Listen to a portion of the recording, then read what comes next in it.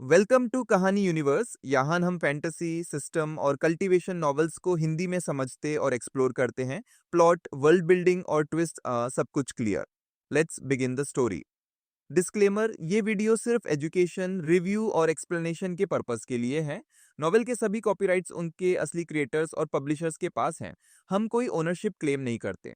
अगर किसी rights holder को इश्यू हो, हम कंटेंट को रिमूव या मॉडिफाई कर देंगे। मैंने इन दोनों शवों की कलाइयों पर खरोंचें और उनकी उंगलियों पर घर्षण के निशान देखे। जमीन पर बने प्रतीक उनका अपना काम होना चाहिए।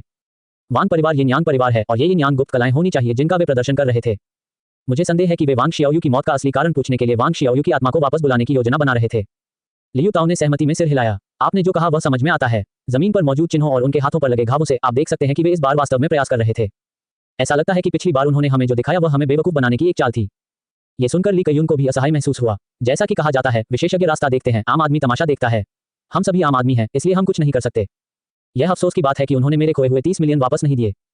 लियू ताओ ने कंधे उचकाए। क्या ये सिर्फ प्रतिशोध नहीं है? अगर उन्होंने उस समय ब्लैक नाइट बुचर की असली पहचान हमें बताने के लिए सीधे तौर पर अपनी वास्तविक क्षमताओं का इस्तेमाल किया होता तो शायद उन्हें यह विपत्ति नहीं झेलनी पड़ती। ये सब कर्म है। आपने 30 मिलियन खो दिए, लेकिन उन्होंने 2 जिंदगियां खो दी। ये सुनने के बाद ली कयुन को काफी बेहतर महसूस हुआ। ये सही है, आप लोगों को सांत्वना देने में अच्छे हैं। मुझसे छल करके मेरा पैसा निकालना इतना आसान नहीं है। लियू ताओ ने तब कहा, मैंने अभी निगरानी फुटेज और घटनास्थल पर निशानों की जांच की है। उन दोनों के अलावा किसी तीसरे व्यक्ति के दिखाई देने का कोई निशान नहीं है। इस निष्कर्ष को वास्तव में जांच की आवश्यकता नहीं थी। ली कयुन और अन्य लोग इसे पहले से ही अपने दिल में जानते थे। इस दौरान जो मामले सामने आए वो लगभग सभी ऐसे ही थे। क्या ये ब्लैक नाइट बुचर है? संभवतः वह वांग परिवार के यहाँ आने का उद्देश्य ब्लैक नाइट बुचर की जांच करना था। ब्लैक नाइट बुचर के स्वभाव के अनुसार उनके लिए उन्हें जाने देना असंभव है। तो फिर हम खराब हो गए। यह मामला शायद एक और ठंडा मामला है। मैं आपको वह 1000 युआन वापस नहीं करूंगा।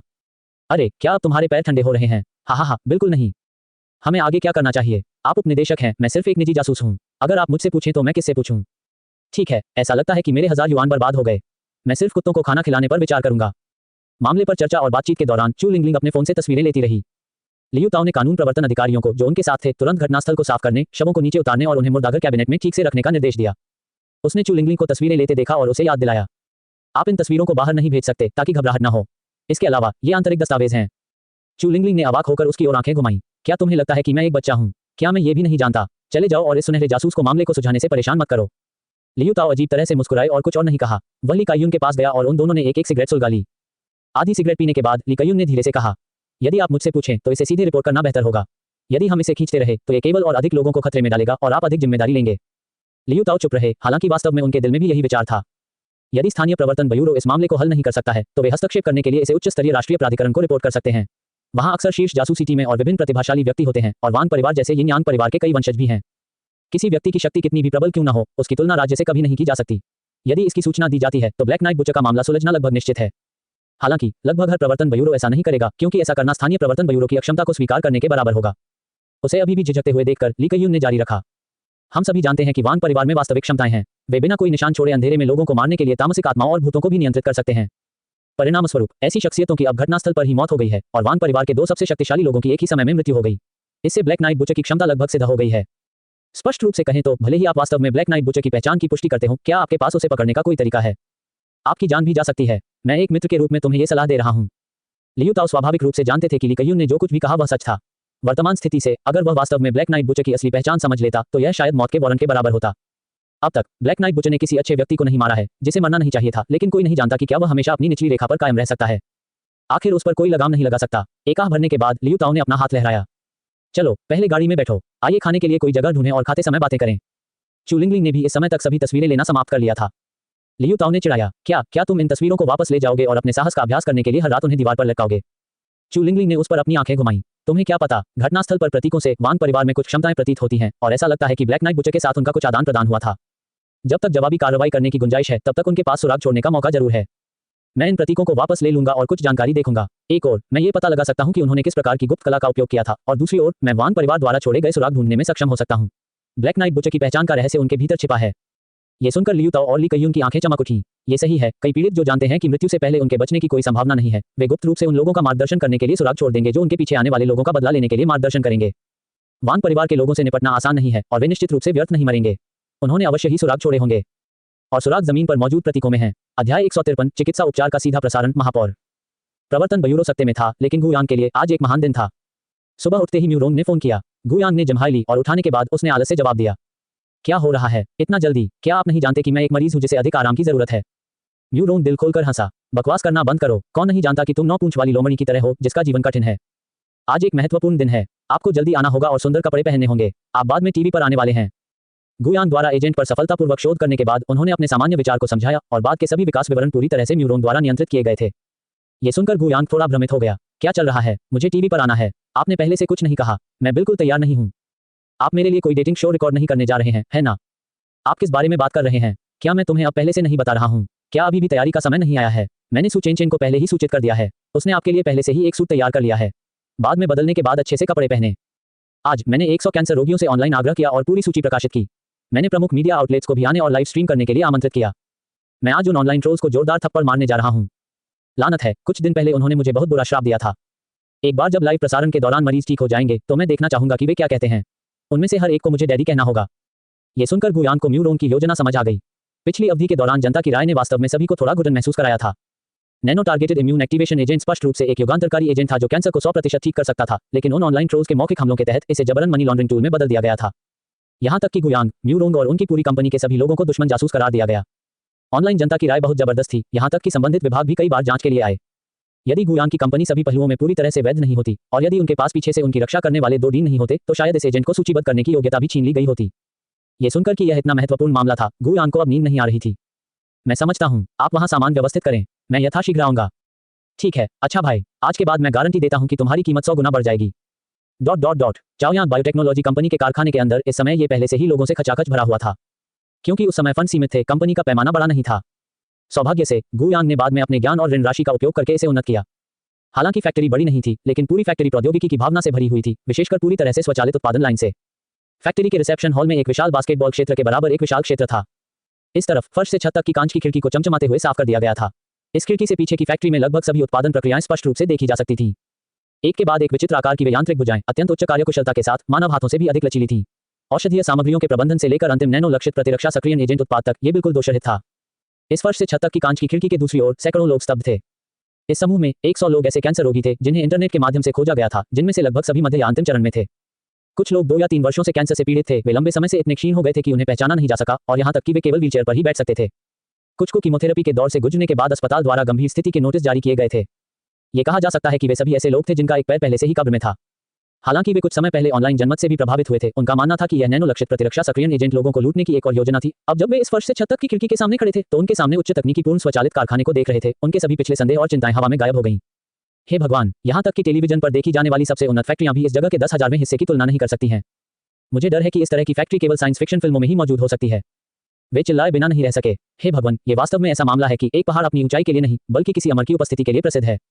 किसने सोचा होगा कि जो फैक्ट्री बाहर से इतनी साधारण, थोड़ी जर्जर भी दिखती है, वह अंदर से इतनी उन्नत और विकसित होगी।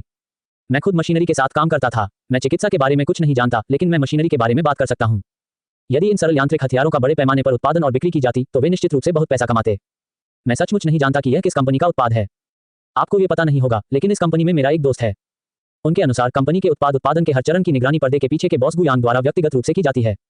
न केवल nano targeted immune activation agent का आविष्कार गुयांग ने स्वयं किया था, बल्कि इन यांत्रिक हथियारों को भी गुयांग द्वारा डिजाइन किया गया था और इन कंप्यूटरों के अंदर के प्रोग्रामों को भी गुयांग द्वारा पंक्ति दर पंक्ति कोड किया गया था। सच कहूं तो मुझे अब भी यकीन नहीं हो रहा कि कोई इतना बहुमुखी कैसे हो सकता है। बहुत हो गई बात। मुझे ऐसा लग रहा है कि यहाँ रहने मात्र से ही मेरी बीमारी आधी ठीक हो गई है। अगर यह मेरे कैंसर को पूरी तरह से ठीक नहीं कर सकता तो मुझे नहीं लगता कि कहीं और कोई उम्मीद है। इन 100 रोगियों में से अधिकांश सामान्य लोग थे, लेकिन म्यू रोंग ने भी एक चाल चली थी। उन्होंने विशेष रूप से तियानिक्सिन शहर में प्रमुख हस्तियों को कुछ स्थान दिए। यदि इन महत्वपूर्ण आंकड़ों को ठीक किया जा सका तो पूरी चाओयांग बायोटेक्नोलॉजी कंपनी को शक्तिशाली समर्थन प्राप्त होगा और भविष्य में कोई भी उनके साथ कुछ नहीं कर पाएगा। उनमें एक सुखद आश्चर्य भी था। म्यू रोंग रिसेप्शन हॉल की ऊपरी मंजिल पर खड़ा था, खिड़की से नीचे देख रहा था और जल्द ही उसने कांच की खिड़की के एक कोने में एक उत्साही दिखने वाले मध्यम आयु वर्ग के व्यक्ति को देखा। ये व्यक्ति पहले से ही 50 के पार था, लेकिन जब वह भीड़ के बीच खड़ा हुआ तो उसकी पूरी उपस्थिति और भावना ने उसे मुर्गियों के बीच एक क्रेन की तरह खड़ा कर दिया। इस अधेड़ उम्र के आदमी के दोनों ओर एक अंगरक्षक और एक सचिव इंतजार कर रहे थे। ये शख्स थे तियानिक्सिन शहर के मेयर युआन qianqiu। कम ही लोग जानते थे कि इस मेयर को 1 साल पहले अंतिम चरण के कैंसर का पता चला था और अब तक उनका रूढ़िवादी उपचार चल रहा था। इसके अलावा म्यू रोंग ने विशेष रूप से जांच की और पाया कि यह मेयर एक अच्छा अधिकारी था जिसकी उसके कार्यकाल के दौरान सभी ने प्रशंसा की थी। यह अफसोस की बात थी कि स्वर प्रतिभा से ईर्ष्या करता था। वह केवल 50 वर्ष के थे और अपने राजनीतिक जीवन के चरम पर इस बीमारी से ग्रस्त हो गए थे। इसके अलावा इस बीमारी से पीड़ित होने के बाद युआन qianqiu ने कभी भी सर्जरी या कीमोथेरेपी को नहीं चुना, क्योंकि वह स्पष्ट रूप से जानते थे कि एक बार इलाज के लिए जाने के बाद उन्हें अपनी जिम्मेदारियां छोड़नी होंगी। वह तियानिक्सिन शहर के लोगों के बारे में निश्चिंत नहीं हो सके और उन्होंने निजी तौर पर कहा, अगर मुझे मरना भी पड़ा तो मैं बीमारी के बिस्तर पर नहीं बल्कि लोगों की सेवा करते हुए युद्ध के मैदान में मरूंगा। ऐसे मेयर का सामना करना पड़ा जिसने इलाज कराना छोड़ दिया था। म्यूरोंग ने अपने रिश्तेदारों के माध्यम से उसे इस नए एजेंट को आजमाने के लिए मनाने के लिए बहुत प्रयास किया। सच कहूं तो पहली बार इतने महत्वपूर्ण व्यक्ति का सामना करने पर म्यूरोंग को थोड़ा घबराहट महसूस हुई। वहां बिल्कुल कोई गलती नहीं होनी चाहिए। इस समय युआन कियानिको इस कांच की खिड़की के सामने अपनी पीठ के पीछे हाथ रखकर खड़ा था, अपने सामने तेजी से काम कर रहे यांत्रिक हथियारों को देख रहा था और अपने बगल के सचिव से पूछने के लिए अपना सिर घुमाया। हम यहाँ काफी समय से देख रहे हैं। आप इस चाओयांग बायोटेक्नोलॉजी कंपनी के बारे में क्या सोचते हैं? उनके बगल वाले सचिव ने एक पल के लिए ध्यानपूर्वक विचार किया और कहा, ईमानदारी से कहूं तो यहाँ आने से पहले मैंने कभी सोचा भी नहीं था कि हमारे शहर में इतनी उन्नत जैव प्रौद्योगिकी कंपनी होगी। मैंने कई छोटे बड़े व्यवसायों का निरीक्षण किया है। कहा जा सकता है कि अन्य कंपनियों की फैक्ट्रियां यहाँ की तुलना में महज 100 साल पीछे हैं। मुझे एक पल के लिए ऐसा भी लगा जैसे मैंने समय यात्रा कर ली हो। मेयर युआन, मेरी राय में ये जगह वास्तव में आपके कैंसर का इलाज करने में सक्षम हो सकती है। सफल होने पर मेयर युआन न केवल तियानिक्सिन शहर के लोगों के लिए और अधिक ठोस काम कर सकते हैं, बल्कि स्वस्थ होकर सेवानिवृत्त भी हो सकते हैं और पारिवारिक खुशी का आनंद ले सकते हैं। सुनने के बाद युआन कियानिको ने सिर हिलाया। सचिव की राय लगभग उनसे मिलती जुलती थी। अगर ऐसा है तो ये गुयांग वास्तव में मेरा महान उपकारक है। उन्हें पूरे तियानिक्सिन शहर का महान परोपकारी माना जाना चाहिए। अध्याय 154 राष्ट्रीय ध्यान। सुप्रभात प्रिय दर्शकों, मैं फ्रंटलाइन रिपोर्टर जियोसा हूं और मैं इस समय तियानिक्सिन शहर में चाओयांग बायोटेक्नोलॉजी कंपनी के उत्पादन कारखाने के अंदर हूं।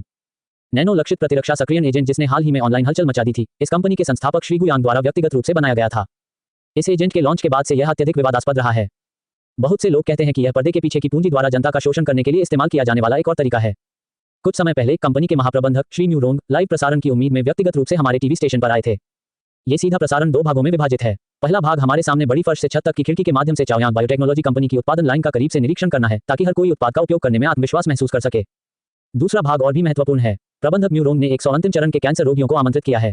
उनमें से कुछ मरीज ऐसे हैं जिनकी हालत सर्जरी और कीमोथेरेपी के बाद भी नहीं सुधरी और उन्हें अस्पताल से गंभीर बीमारी की सूचना मिली है। अन्य लोग दुर्भाग्यशाली व्यक्ति हैं जिन्होंने विभिन्न कारणों से इलाज में देरी की, जिससे उनकी स्थिति और खराब हो गई। इन 100 लोगों की सूची ऑनलाइन प्रकाशित कर दी गई है और हर कोई इसे स्वयं देख सकता है।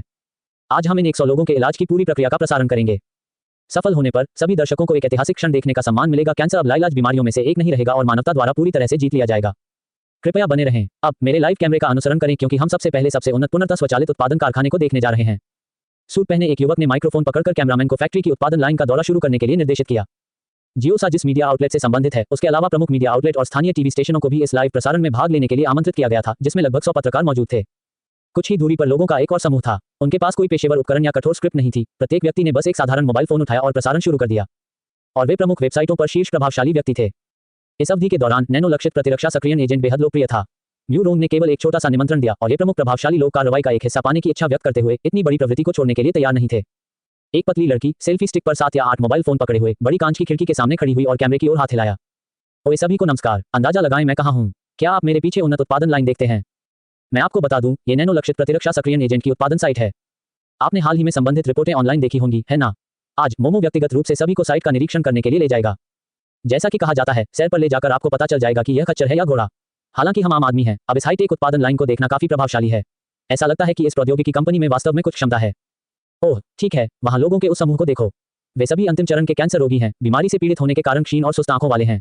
वे सचमुच काफी दयनीय हैं। इस चाओयांग बायोटेक्नोलॉजी कंपनी ने उनका मुफ्त में इलाज करने और पूरी इलाज प्रक्रिया का सीधा प्रसारण करने का वादा किया है। मुझे आशा है कि हर किसी को मोमो की लाइव स्ट्रीम देखने में आनंद आएगा। बेशक ऑनलाइन स्ट्रीमर्स में विनम्रता से परिचय देने वालों के अलावा तमाशा बनाने के लिए और भी लोग मौजूद थे।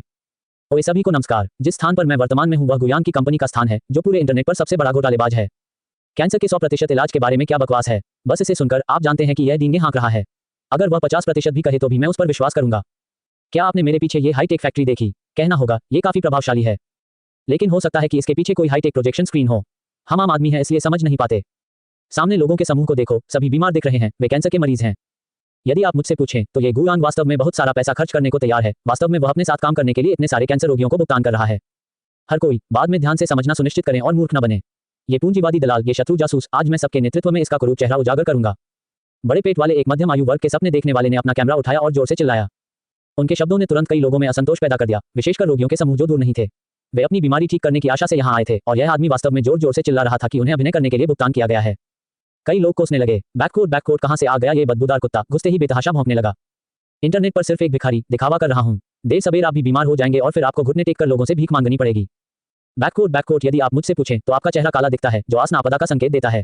हो सकता है कि अस्पताल में जांच के बाद आपको सीधे शमशान भेज दिया जाए। ये बियर पेट वाला आदमी अपमान भड़काने का रास्ता अपना रहा था। ये देखकर कि किसी ने प्रतिक्रिया दी, वह और भी ऊर्जावान हो गया और तुरंत उपहास और अवमूल्यन की एक और बौछार शुरू कर दी। आधिकारिक लाइव स्ट्रीम और प्रभावशाली लोगों की लाइव स्ट्रीम में ऑनलाइन दर्शकों में भी हंगामा हुआ। ओए ओह वाह, क्या घोटालेबाज आजकल इतने साहसी हैं। इतना बड़ा प्रदर्शन करके क्या वे खुद को त्याग रहे हैं? ओए इससे क्या साबित होता है? वह अमीर है, बेशक वह हर किसी को खरीद सकता है और साइट पर सैकड़ों लोग उसके साथ नाटक कर सकते हैं। हर किसी को 10 या 20 हजार युआन देना 10 मिलियन से भी कम है। यदि वह जनमत को जगाता है और सभी को यह विश्वास दिलाता है कि यह वास्तविक है, तो वह मिनटों में सैकड़ों लाखों कमा सकता है। ओए, जब हम बाहर हों तो डींगे हाँकना कम से कम कुछ हद तक वैज्ञानिक होना चाहिए। कैंसर एक कुख्यात लाइलाज बीमारी है और यह आदमी वास्तव में कहता है कि इसे 100% ठीक किया जा सकता है। यह हास्यास्पद है। बैककोड बहुत हो गया, मैं अपनी बातें यहाँ रख रहा हूँ। यदि ये तथाकथित नैनो लक्षित प्रतिरक्षा सक्रियण एजेंट वास्तव में इन कैंसर रोगियों को ठीक कर सकता है, यहाँ तक कि केवल एक को भी, तो मैं घर पर इस गुयान के लिए एक दीर्घायु टैबलेट स्थापित करूंगा और सीधे उसे अपने पिता के रूप में पहचानूंगा। ओए ठीक है, मैं इसमें शामिल होऊंगा। मैं सीधे तौर पर उन्हें अपने दादा के रूप में पहचानूंगा और अब से हर सुबह उठकर अपने पूरे परिवार के साथ उन्हें प्रणाम करूंगा। हा, ये हास्यास्पद है। अब कृपया वर्ष के सर्वश्रेष्ठ प्रहसन का आनंद लें। चूंकि ऑनलाइन दुर्भावनापूर्ण बदनामी अभियान हाल ही में बहुत गंभीर था, अब भी सबसे उन्नत उत्पादन लाइन को देखने के बाद अधिकांश लोग अभी भी मानते हैं कि यह नकली है, ऑनलाइन उपहास और उपहास कर रहे हैं और यहां तक कि उन संभावित तरीकों का भी विश्लेषण किया है जिनसे ये दृश्य कई कोनों से नकली हो सकता है। या तो साइट पर मौजूद सभी लोगों को गु यांग ने एक अभिनेता के रूप में काम पर रखा था, या पीछे की यह हाईटेक फैक्ट्री पूरी तरह से विशेष प्रभावों से बनी है, क्योंकि हर कोई अंदर नहीं जा सकता है और केवल कांच के माध्यम से देख सकता है। लाइव प्रसारण का समय धीरे धीरे बीतता गया और हर कोई थोड़ा अधीर होता जा रहा था। अंत में हॉल का दरवाजा धीरे से खोला गया और व्हीलचेयर पर बैठे सूट पहने एक युवक को धीरे से अंदर धकेला गया। उसके चेहरे पर हल्की मुस्कान थी, हालांकि वह व्हीलचेयर पर थे, लेकिन उनकी आभा किसी मध्ययुगीन रईस की तरह थी। गु यांग आ गया है। अध्याय 155, इलाज शुरू करें। गु यांग को पीछे से धक्का देने वाला व्यक्ति सु चेंग था। आज उसने स्पष्ट रूप से विशेष रूप से तैयार किया था, एक ताजा और सुरुचिपूर्ण सफेद लंबी पोशाक पहने हुए, साफ छोटे बालों के साथ, कई पुरुषों के दिलों में सफेद चांदनी की तरह लग रही थी। दूसरी तरफ न्यू रोंग भी सूट और टाई में था। उसका शरीर मजबूत था, वह अपने सूट को तेजी से भरता था, उसकी शैली गु यांग से बिल्कुल अलग थी। आज न्यू रोंग ने भी सावधानीपूर्वक कपड़े पहने हुए थे, जिससे एक शक्तिशाली आभा झलक रही थी। ऑनलाइन एक दिलचस्प कहावत है, लोक ही न्याय है। मूल रूप से गु यांग और उनकी कंपनी की टीम की आलोचना करने वाले कई समूह थे, लेकिन लाइव प्रसारण देखने के बाद टिप्पणियां धीरे धीरे बदल गईं। बहनों, हालांकि ठग मौत के लायक हैं, मैं कहना चाहता हूं कि ऐसा सुंदर ठग एक अपवाद होना चाहिए, है ना? हालांकि मुझे कैंसर नहीं है, मैं भविष्य में उपयोग के लिए एक नैनो लक्षित प्रतिरक्षा सक्रियण एजेंट खरीदना चाहता हूं। ये पूछने के लिए बहुत ज्यादा नहीं है ना?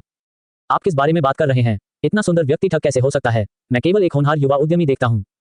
रुको, ऑनलाइन तस्वीरों में कुछ गड़बड़ है। गु यांग की जो तस्वीरें मुझे पहले ऑनलाइन मिली, वे या तो किसी निर्माण स्थल पर ईंटें हिलाते हुए थीं, या जब वह अस्पताल में बीमार था तो वह दुबला पतला और पीला दिख रहा था। वह यहाँ के व्यक्ति से बिल्कुल अलग दिखता है। हे भगवान, मुझे जल्दी करनी होगी और अपनी पिछली टिप्पणियां हटानी होंगी। मैं इतने खूबसूरत लड़के के सामने बिल्कुल भी बुरा प्रभाव नहीं छोड़ सकती। सच में, क्या आप सभी केवल अपने निचले दिमाग से सोच रहे हैं? क्या आप थोड़ा तर्कसंगत नहीं हो सकते? एक ठग तो ठग ही होता है और सुंदर होना अपराध का बहाना नहीं है। जैसा कि अपेक्षित था, सभी महिलाएं बुद्धिहीन होती हैं। अब आपके लिए उसे पसंद करना बेकार है, आप एक चुटकुला देखने वाले हैं। मजाक की बात छोड़ भी दें, अगर धोखाधड़ी की रकम सचमुच बहुत अधिक है, तो उसे अपना शेष जीवन जेल में बिताना पड़ सकता है। हाँ, बिल्कुल, या तो वह अपना शेष जीवन व्हीलचेयर पर बिताएगा या जेल में। दरअसल ऑनलाइन तस्वीरें नकली नहीं थीं। हालांकि बूढ़ा गु यांग एक निर्माण कंपनी का बॉस था, वह एक निचले स्तर के कार्यकर्ता से कदम दर कदम ऊपर चढ़ता गया, अनिवार्य रूप से हवा और सूरज को सहन करता हुआ, जिससे उसकी त्वचा काली और खुरदरी हो गई। बीमार होने के बाद वह वास्तव में कमजोर दिख रहे थे, लेकिन बाद में जैसे जैसे उनका जीवन शक्ति भंडार धीरे धीरे बढ़ता गया, उनकी शारीरिक स्थिति बेहतर से बेहतर होती गई और उन्होंने विभिन्न सांस लेने की तकनीकें भी विकसित की। वर्तमान गु यांग पहले से बिल्कुल अलग व्यक्ति की तरह है। गु यांग को अंदर धकेले जाने के बाद दोनों तरफ के समाचार पत्रकारों और इंटरनेट हस्तियों ने तुरंत उसे घेर लिया। सभी कुछ साक्षात्कारों के लिए इस अवसर का लाभ उठाना चाहते थे, लेकिन गु यांग ने धीरे से अपना हाथ हिलाया और कारखाने के सुरक्षा कर्मियों ने तुरंत पत्रकारों को दोनों तरफ से रोक दिया। फिर उन्होंने भीड़ के बीच से इलेक्ट्रिक व्हीलचेयर को धीरे धीरे चलाया। युआन कियांग के पास से गुजरते हुए गु यांग ने विशेष रूप से अपना सिर पीछे घुमाया और अभिवादन के रूप में थोड़ा सिर हिलाते हुए मुस्कुराया। युआन कियांग ने भी जवाब में सिर हिलाया, लेकिन ज्यादा कुछ नहीं कहा। गु यांग को स्वाभाविक रूप से पता था कि उपस्थित सबसे प्रमुख व्यक्ति मेयर युआन कियांग थे, जो अंतिम चरण के कैंसर से पीड़ित थे। हालांकि इस समय उन्हें आगे बढ़कर बात करने की कोई जल्दी नहीं थी, क्योंकि इसकी कोई जरूरत ही नहीं थी। नैनो लक्षित प्रतिरक्षा सक्रियण एजेंट की प्रभावशीलता की अभी तक पुष्टि नहीं की गई है। यहां तक कि अगर वह अब संपर्क भी करेगा, तो दूसरा पक्ष उसका अच्छा स्वागत नहीं कर पाएगा और यह प्रसिद्धि के लिए लालची होने की छाप भी छोड़ सकता है। एक बार जब सब कुछ ठीक हो जाएगा, तो युआन कियांग स्वाभाविक रूप से उसे ढूंढने आएगा। गु यांग रिसेप्शन हॉल के ऊपर छोटे मंच पर आए, माइक्रोफोन उठाया और अपना गला साफ किया। शोरगुल वाला हॉल धीरे धीरे शांत हो गया। हमारी कंपनी के कार्यक्रम में भाग लेने के लिए अपने व्यस्त कार्यक्रम से समय निकालने के लिए आप सभी का स्वागत है। मेरा मानना है कि हर किसी ने हमारी आधिकारिक वेबसाइट पर हमारे विज्ञापन देखे होंगे और आने से पहले हमारी कंपनी पर कुछ शोध भी किया होगा। आइए मैं अपना परिचय दूं। मैं गु यांग हूं, चाओयांग बायोटेक्नोलॉजी कंपनी का संस्थापक और nano targeted immune activation agent का मुख्य डेवलपर भी। ऑनलाइन हमारे बारे में कई संदेह हैं, लेकिन मैं जो कहना चाहता हूं वह यह है कि हमारे उत्पाद ने पेटेंट आवेदन और बाजार परीक्षण पास कर लिया है और दीर्घकालिक तैयारी और सुधार से गुजरा है, इसलिए इसकी पूरी गारंटी है। आज पूरे उपचार में भाग लेने के लिए सभी को आमंत्रित करना हमारी कंपनी की क्षमताओं को साबित करना भी है। मैं पहले से ज्यादा कुछ नहीं कहूंगा। आइए सीधे आज के मुख्य विषय पर आते हैं। दवा की प्रभावकारिता की पुष्टि होने के बाद हम धीरे धीरे बातचीत कर सकते हैं। गु यांग के निर्देशों के तहत संबंधित कर्मचारियों ने एक के बाद एक प्रवेश किया और 100 रोगियों ने पहली प्रक्रिया शारीरिक परीक्षण भी शुरू किया। नैनो लक्षित प्रतिरक्षा सक्रियण एजेंट का उपयोग करने के लिए हर कोई पात्र नहीं है, कम से कम उनका शरीर दवा के प्रभाव को झेलने में सक्षम होना चाहिए। सौभाग्य से न्यू रोंग ने मरीजों का चयन करते समय पहले ही उनकी जांच कर ली थी और अस्पताल के डीन फैंग के माध्यम से उनकी परीक्षण रिपोर्ट प्राप्त कर ली थी। वे मूलतः सभी योग्य थे। अब इस चरण को दोबारा करना पूरी तरह से आश्वस्त होने के लिए है। इस महत्वपूर्ण क्षण में प्रमुख आधिकारिक मीडिया आउटलेट्स के मेजबानों ने अपनी व्यावसायिकता दिखाई, कैमरे के सामने चुपचाप परिचय देने और मेजबानी करने के लिए अपनी आवाज कम कर दी। हालांकि इंटरनेट हस्तियां अलग थीं, विशेष रूप से बिया बेली के साथ सुनतुजी। उन्होंने लापरवाही से मजाक उड़ाया। दोस्तों, आप सभी को इसे स्पष्ट रूप से देखने की जरूरत है। ठग अब अधिक से अधिक पेशेवर हो रहे हैं, उनके पास ऐसी पूरी प्रक्रिया भी है। आइए यहाँ उनका मजाक देखें। हा हा हा। लाइव स्ट्रीम करने और मजाक करने के लिए कई फोन रखने के दौरान उन्होंने अचानक एक टिप्पणी देखी और चिल्लाने के लिए तुरंत अपनी आवाज उठाई। सुपर रॉकेट के लिए गु यांग एक कुत्ता है जिसे गंदगी खाना पसंद है के लिए धन्यवाद। धन्यवाद बड़े भाई, बड़ा भाई उदार है। अपना हार्दिक आभार व्यक्त करने के लिए मैं बिग ब्रदर के लिए बेली डांस करूंगी। इस राष्ट्रीय उन्माद से यातायात का उपयोग करते हुए सुनतुजी ध्यान आकर्षित करने के लिए अत्यधिक हद तक चले गए। यह उनकी पागलपन भरी लाइव स्ट्रीमिंग शैली ही थी कि उनकी लाइव स्ट्रीम में दर्शकों की संख्या ने वास्तव में ऐतिहासिक रिकॉर्ड तोड़ दिया, जिससे वह इस महीने अमीर बन गए। गु यांग के बगल में खड़े म्यूरोंग ने अपनी मुट्ठियां भींच लीं और धीमी आवाज में कहा, ओल्ड गु, कैसा रहेगा अगर मैं कुछ सुरक्षा गार्डों को ले जाऊं और उसे पीटने के लिए चुपचाप बाहर खींच लूं? चिंता मत करो, मैं बेदाग रहूंगा और कोई सबूत नहीं छोड़ूंगा, ये सुनिश्चित करते हुए कि वह कोई मामला भी दर्ज नहीं कर सके। गु यांग मुस्कुराया और अपना सिर हिलाया। इससे कोई फर्क नहीं पड़ता, वह सिर्फ एक जोकर है, उसे कूदते रहने दो, वह स्वाभाविक रूप से बाद में ट्रैफिक प्रतिक्रिया से भस्म हो जाएगा। पूरे 100 मरीज, ना बहुत ज्यादा, ना बहुत कम। सौभाग्य से म्यूरोंग ने पहले से ही उचित व्यवस्था कर ली थी और पूरी तरह से तैयार था, इसलिए सब कुछ व्यवस्थित तरीके से आगे बढ़ रहा था। हालांकि गु यांग आश्वस्त था, कुछ ही दूरी पर इत्मीनान से चाय पी रहा था। वह अच्छी तरह से जानता था कि नैनो लक्षित प्रतिरक्षा सक्रियण एजेंट एक ऐसा उत्पाद था जो इस स्तर पर मानव चिकित्सा मानकों को पूरी तरह से पार कर गया। इसे निकालने में उनकी तात्विक ऊर्जा को दशकों लग गए, इसलिए इसका अचूक होना लाजिमी था। अन्य अलग थे, यहाँ तक कि म्यूरोंग और सू चेंग चेंग भी अंदर से बेहद चिंतित थे। यह एक लाइव प्रसारण था जिसे पूरे इंटरनेट ने देखा और हर कोई इस घटना के परिणाम पर ध्यान दे रहा था। सफल होने पर गु यांग निश्चित रूप से समाज में एक शीर्ष व्यक्ति बनने के लिए छलांग लगाएगा और वे कंपनी के संस्थापक सदस्य भी उसके साथ आगे बढ़ेंगे। लेकिन अगर यह विफल हो गया तो हर कोई रसातल में गिर जाएगा। चिकित्सा दुर्घटनाओं के मुआवजे का तो जिक्र ही नहीं, इंटरनेट पर हर किसी का सामूहिक थूकना ही उन सभी को डुबाने के लिए काफी होगा। इसके अलावा म्यूरोंग भी अपने दिल में बहुत स्पष्ट था कि कंपनी इस समय भारी वित्तीय संकट का सामना कर रही थी। कंपनी की स्थापना की शुरुआत से लेकर अब तक वस्तुतः कोई आय नहीं हुई है, केवल निवेश हुआ है। सबसे पहले इस कारखाने को खरीदने के लिए बड़ी रकम खर्च की गई। बाद में प्रयोगशालाओं में निवेश और कारखाने को पूरी तरह से स्वचालित में परिवर्तित करना भी बड़े निवेश थे। प्रत्येक नैनो लक्षित प्रतिरक्षा सक्रियण एजेंट के उत्पादन की उच्च लागत का उल्लेख नहीं करना। इस राष्ट्रव्यापी लाइव प्रसारण ने अब कंपनी की आखिरी पूंजी का भी उपयोग कर लिया है। 100 कैंसर मरीजों का मुफ्त में इलाज करने में भी खर्च करना पड़ा। अगर जरा सी भी गलती हो तो दिवालिया घोषित होने का इंतजार करें। अध्याय 156 अद्भुत प्रभावकारिता। यदि आप घटनास्थल पर सबसे अधिक घबराए हुए लोगों के समूह के बारे में बात करें तो स्वाभाविक रूप से वे चयनित कैंसर रोगी होंगे। उन्होंने मूल रूप से जीवन की आशा छोड़ दी थी और अपने बाकी दिनों के लिए तैयारी की थी, लेकिन चाओयांग बायोटेक्नोलॉजी कंपनी के एक ईमेल और एक विज्ञापन ने उन्हें वापस खींच लिया, जिससे उनमें जीवित रहने की आशा जगी। दुनिया में सबसे दुखद बात यह है कि आशा ही दी जाती है और वह निराशा में बदल जाती है। इसीलिए एक कहावत है, अगर मैंने कभी रोशनी नहीं देखी होती तो मैं अंधेरा सह सकता था। अब नैनो लक्षित प्रतिरक्षा सक्रियण एजेंट उनके लिए प्रकाश की किरण है। सभी मरीज प्रकाश की इस किरण को समझने की पूरी कोशिश कर रहे हैं और यहाँ तक कि युआन कियांग जो एक उच्च पद पर हैं, इस समय अंदर से घबराहट महसूस कर रहे हैं। कोई मरना नहीं चाहता, हर कोई जीना चाहता है। शुरुआती जांच में पास होने के बाद इन 100 मरीजों को सीधे बेंचों की लंबी कतार पर बैठने की व्यवस्था की गई। पेशेवर स्टाफ सदस्यों ने नैनो लक्षित प्रतिरक्षा सक्रियण एजेंट उठाया और उन्हें इंजेक्ट करने की तैयारी कर रहे थे। गु यांग सामने खड़े होकर फिर से माइक्रोफोन में बोले, ओए हर कोई आराम करो, हमारा उत्पाद बिल्कुल भरोसेमंद है। अब इतने सारे लोगों के सामने और पूरे इंटरनेट पर देखे जाने के बावजूद अगर मैं आपको नुकसान पहुंचाऊंगा तो शायद मैं खुद से बच नहीं पाऊंगा। इंजेक्शन के बाद आप थोड़ा असहज महसूस कर सकते हैं, जैसे शरीर के तापमान में वृद्धि, शारीरिक कमजोरी या दस्त। ये सभी सामान्य प्रतिक्रियाएं हैं, इसलिए कृपया घबराएं नहीं। इसका मतलब है कि हमारा एजेंट प्रभावी हो रहा है और पहले से ही आपके शरीर में कैंसर कोशिकाओं से लड़ रहा है। ये दुष्प्रभाव कुछ ही घंटों में धीरे धीरे कम हो जाएंगे। इसके बाद आपके शरीर में 90% से अधिक कैंसर कोशिकाएं मौके पर ही साफ हो जाएंगी और आप लगभग पूरी तरह से ठीक हो जाएंगे। इसके बाद आप 2 अतिरिक्त इंजेक्शन प्राप्त कर सकते हैं, एक शरीर में शेष कैंसर कोशिकाओं को पूरी तरह से साफ करने के लिए और दूसरा पुनरावृत्ति को रोकने के लिए एक पूर्ण प्रतिरक्षा अवरोध स्थापित करने के लिए। आप कंपनी के उपयोगकर्ताओं का पहला बैच हैं। कंपनी में आपके भरोसे के लिए धन्यवाद। आपका इलाज पूरी तरह से मुफ्त होगा।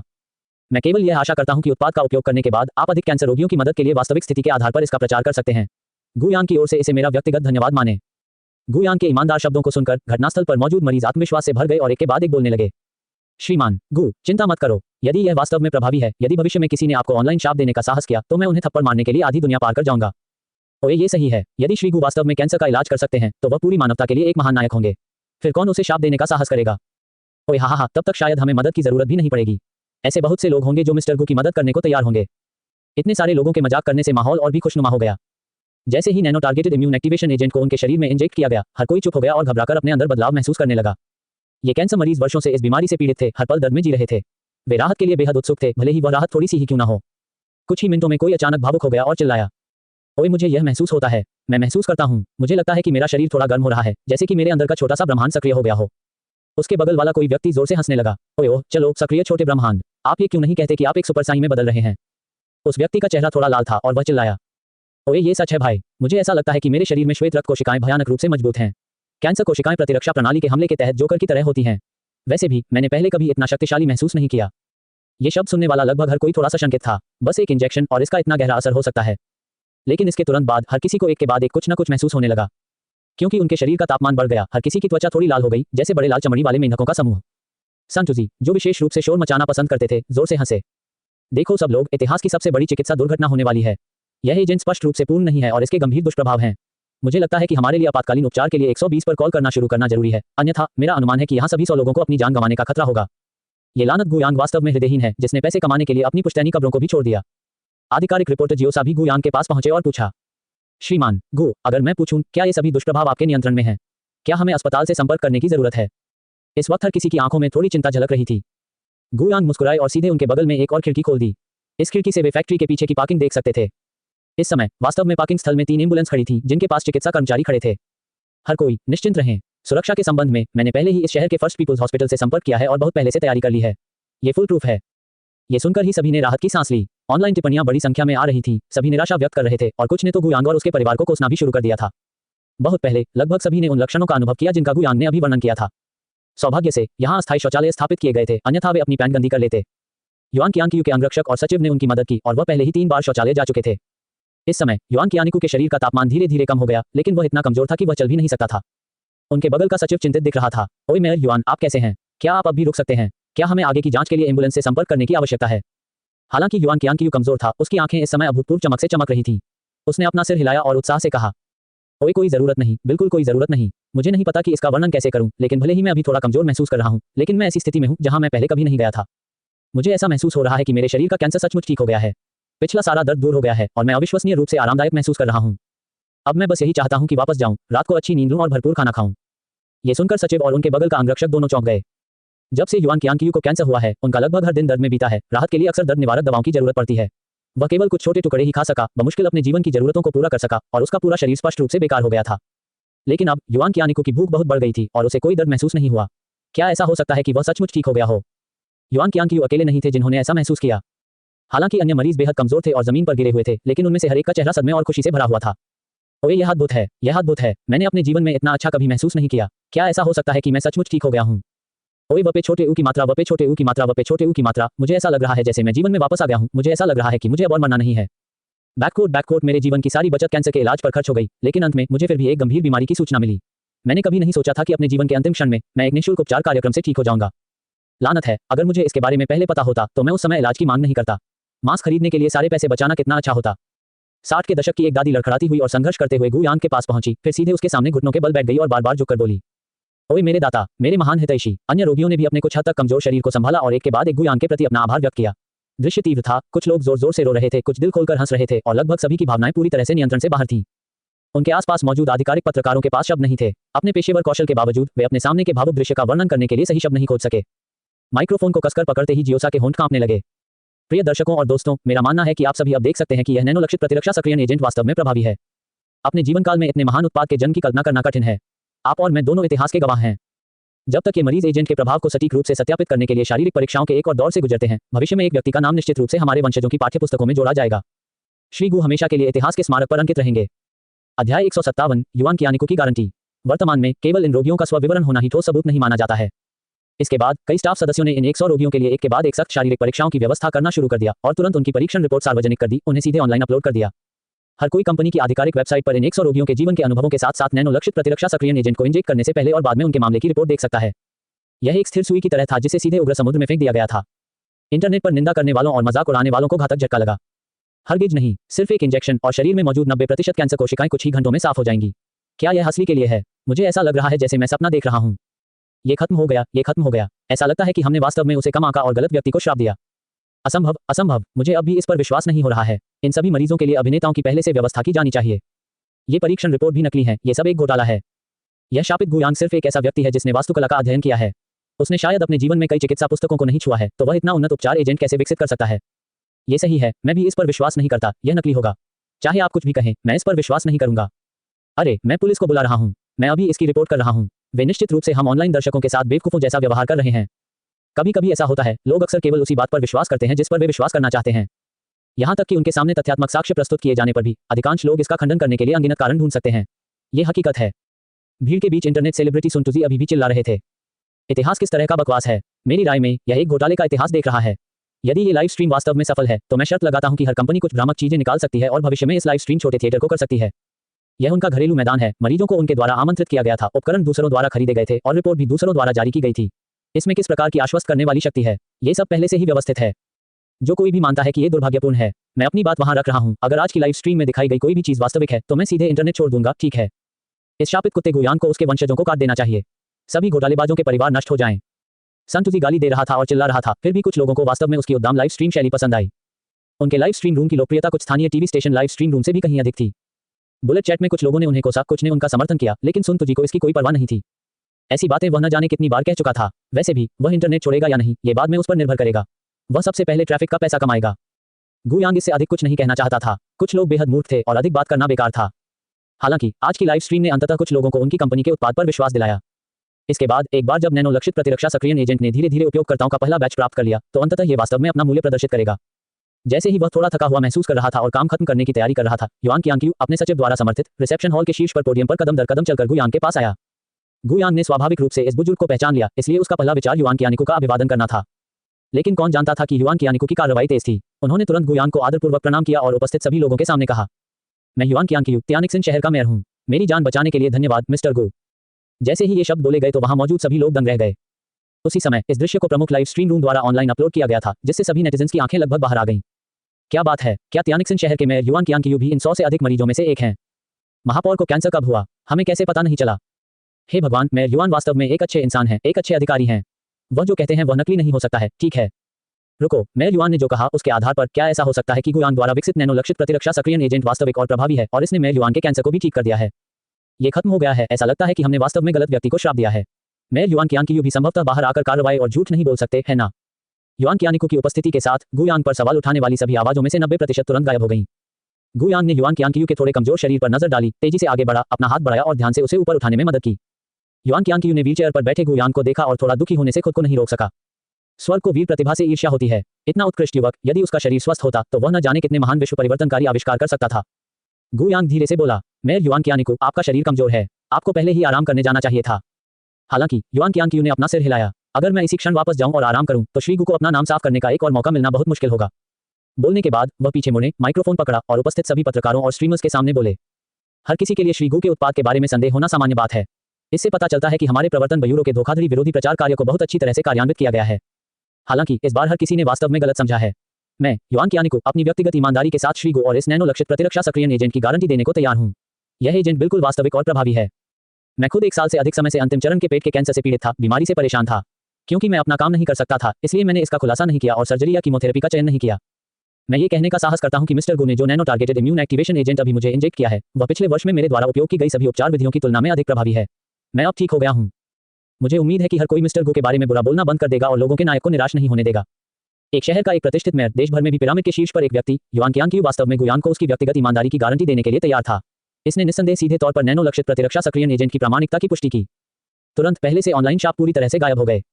देखो, मैंने तुमसे कहा था, चूंकि मिस्टर गो के पास इतनी भव्य लाइव स्ट्रीम आयोजित करने की क्षमता है, इसलिए निश्चित रूप से कोई समस्या नहीं है। मुझे नहीं पता कि आप लोग हमेशा साजिश की बातें क्यों करते रहते हैं और इतने संदिग्ध क्यों रहते हैं। बिल्कुल, जैसे ही मिस्टर गो ने प्रवेश किया, मुझे पता चल गया कि वह कोई घोटालेबाज नहीं था। कौन सा घोटालेबाज इतना सुंदर हो सकता है? हा हा हा। बहनों, यह एक गुणवत्ता वाला स्टॉक है। श्रीगु की संपर्क जानकारी या घर का पता किसके पास है? मैं ऊंची कीमत पर जानकारी खरीदूंगा। जनता की राय तुरंत उलट गई। इस समय हर कोई बहुत स्पष्ट था कि गुयांग की गारंटी के लिए युआन qianqiu के आगे बढ़ने के साथ यह युआन qianqiu के गुयांग और चाओयांग बायोटेक्नोलॉजी कंपनी का समर्थक बनने के बराबर था। उनके उत्थान का सिलसिला पहले से ही अजेय था। संतुजी, जो जोकर की तरह चिल्ला रहा था, अपना लाइव स्ट्रीम फोन पकड़कर जगह पर खड़ा होकर मन ही मन रो रहा था। हे भगवान, ऐसा लगता है कि मैंने किसी उल्लेखनीय व्यक्ति को उकसाया है। वास्तव में कुछ भी बुरा नहीं होने वाला है ना? बुलेट चैट में व्यंग्यात्मक उपहास तुरंत स्क्रीन पर बाढ़ आने लगा। ओह संतुजी, ऐसा लग रहा है जैसे तुम किसी खाई में पलट गए हो। क्या इस तरह का बड़ा शॉट किसी ऐसे व्यक्ति को दिया जा सकता है जिसे आप शाप देने के योग्य हो? जल्दी करो और अपना अपराध स्वीकार करो। हा हा हा। वह कौन था जिसने अभी कहा था कि अगर एक भी चीज सच होती तो वह सीधे इंटरनेट छोड़ देगा? आप छोड़ क्यों नहीं रहे? आप किस लिए इधर उधर रुके हुए हैं? ये लड़का स्पष्ट रूप से एक नया दर्शक है। हमारे संतुजी का एक और उपनाम भी है, सन टॉड। वह सिर्फ गंदा खेलना पसंद करता है। जितना अधिक आप उसे कोसते हैं, वह उतना ही उत्तेजित हो जाता है। हा हा। वैसे भी उसकी अपनी मां पहले से ही तिजोरी में भरी हुई है।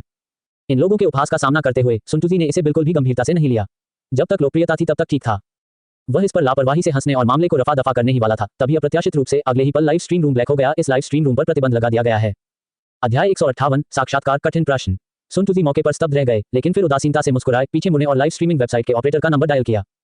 आप क्या कर रहे हैं? आपने मेरा लाइव स्ट्रीमिंग रूम क्यों बंद कर दिया? इसे जल्दी से खोलें। मेरे पास अभी ऑनलाइन लाखों दर्शक हैं। अगर आप मेरी कमाई में देरी करते हैं तो क्या आप मुझे मुआवजा दे सकते हैं?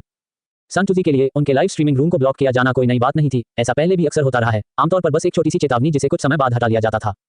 आमतौर पर वेबसाइट संचालक उसके जैसे बड़े स्ट्रीमर्स के प्रति विनम्र होते थे क्योंकि वे साइट के कैश गायक थे। हालांकि इस बार ऑपरेटर का रवैया असामान्य रूप से सख्त था। क्षमा करें, आपकी लाइव स्ट्रीम को स्थायी रूप से प्रतिबंधित कर दिया गया है और मेरे पास इसे अनब्लॉक करने का अधिकार नहीं है।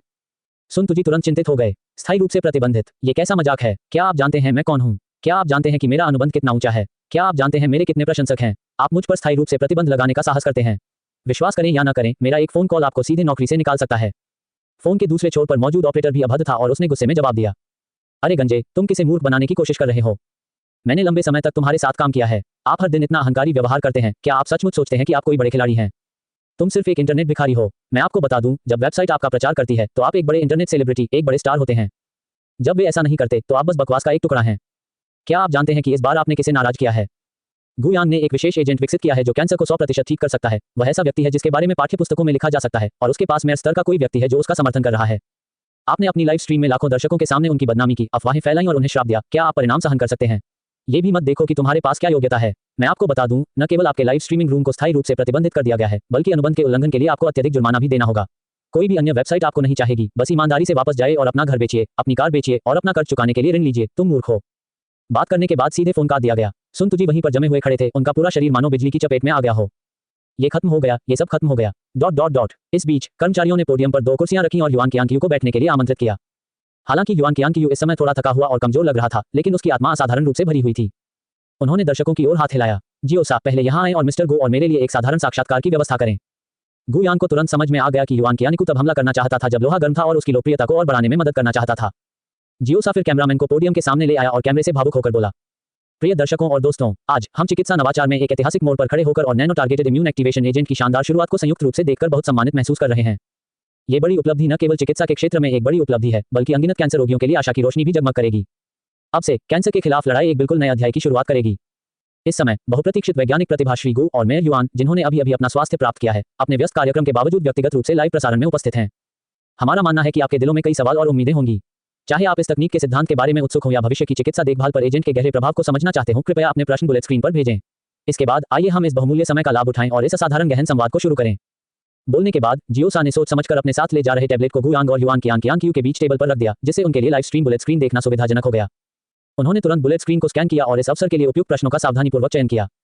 जल्द ही उसने अपना मुंह खोला और पूछा, श्रीमान गु, हम सभी जानते हैं कि आपने आर्किटेक्चर में डिग्री के साथ दूसरी श्रेणी के विश्वविद्यालय से स्नातक की उपाधि प्राप्त की है और एक आकस्मिक कार दुर्घटना ने आपके जीवन की दिशा बदल दी है। वास्तुकला के क्षेत्र से फार्मास्यूटिकल अनुसंधान और विकास की ओर संक्रमण एक बड़ी छलांग है। किस अवसर ने आपको फार्मास्यूटिकल उद्योग में प्रवेश करने के लिए प्रेरित किया? और इतने कम समय में इस युगांतरकारी नैनो लक्षित प्रतिरक्षा सक्रियण एजेंट को सफलतापूर्वक विकसित करने में किस चीज ने आपकी सहायता की?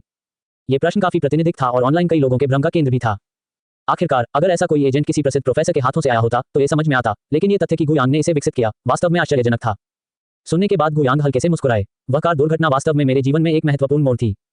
अस्पताल के बिस्तर पर लेटे हुए मैंने व्यक्तिगत रूप से कई रोगियों को बीमारी से पीड़ित देखा और उनके परिवारों की हताश आंखों को देखकर असहायता की भावना ने मुझे बहुत पीड़ा पहुंचाई।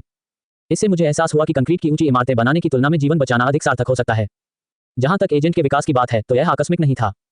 वास्तुशिल्प डिजाइन सटीक संरचना और व्यवस्थित योजना पर जोर देता है और सोचने का यह तरीका कुछ हद तक फार्मास्यूटिकल R&D के समान है। दोनों को तोड़ने की आवश्यकता है, समस्याओं को कम करना, मॉडल बनाना और बार-बार सत्यापन करना। कार दुर्घटना के बाद मेरे पास पढ़ाई के लिए बहुत समय था। दिन रात चिकित्सा साहित्य का परिश्रमपूर्वक अध्ययन करके और इसे वास्तुकला के क्षेत्र में विकसित तार्किक सोच के साथ जोड़कर मुझे धीरे-धीरे नैनोलक्षीकरण प्रौद्योगिकी में सफलता मिली। इससे भी महत्वपूर्ण बात यह है कि मेरा हमेशा से मानना रहा है कि जब तक दृढ़ संकल्प और नवीन सोच है, पेशेवर सीमाएं कभी बाधा नहीं बनती। और अनगिनत मरीजों की स्वास्थ्य के प्रति चाहत ही वह प्रेरक शक्ति है जिसने मुझे अंत तक आगे बढ़ने में मदद की। युआन कियांग, जो उसके बगल में था, ने सुनने के बाद चुपचाप सिर हिलाया। इस अचानक साक्षात्कार का कोई पूर्वाभ्यास नहीं था, लेकिन गुयांग कम समय में इतना सटीक उत्तर देने में सक्षम थे जिससे उनकी गहन पृष्ठभूमि और साधना का पता चलता है। जियोसा ने थोड़ा सिर हिलाया और फिर युआन कियांग की ओर देखा। मेयर युआन, एक शहर के मेयर के रूप में नैनो लक्षित प्रतिरक्षा सक्रियण एजेंट को आजमाने वाले पहले व्यक्ति बनने की आपकी पसंद सराहनीय है। हम सभी जानते हैं कि चिकित्सा प्रयोगों में अनिश्चितताएं होती हैं। जब आपने परीक्षण में भाग लेने का निर्णय लिया तो आपने क्या विचार किया? क्या आपने ये निर्णय लेने से पहले संभावित जोखिमों का आकलन किया था? अब जब आपने व्यक्तिगत रूप से इसका अनुभव कर लिया है तो आपकी शारीरिक स्थिति कैसे ठीक हो रही है? भविष्य में क्या तियानिक्सन सिटी चाओयांग बायोटेक्नोलॉजी कंपनी को और अधिक विकसित करने में मदद करने के लिए प्रासंगिक नीतियां पेश करेगी और इस लाभकारी उपलब्धि को अधिक रोगियों तक जल्द पहुंचने देगी? युआन कियांग ने मुस्कुराते हुए शांति से जवाब दिया। ईमानदारी से कहूं तो यह निर्णय लेना आसान नहीं था, लेकिन मेरे मन में केवल एक ही विचार था, अगर मैं कोशिश करने की हिम्मत भी नहीं करता तो लाखों मरीज आशा पर विश्वास कैसे कर सकते हैं? कैंसर अनगिनत परिवारों पर लटकी हुई डैमोक्लेस की तलवार है। मेयर के रूप में मैंने बहुत से नागरिकों को बीमारी से परेशान देखा है और मौजूदा उपचार विधियों की सीमाओं से अच्छी तरह से वाकिफ हूं।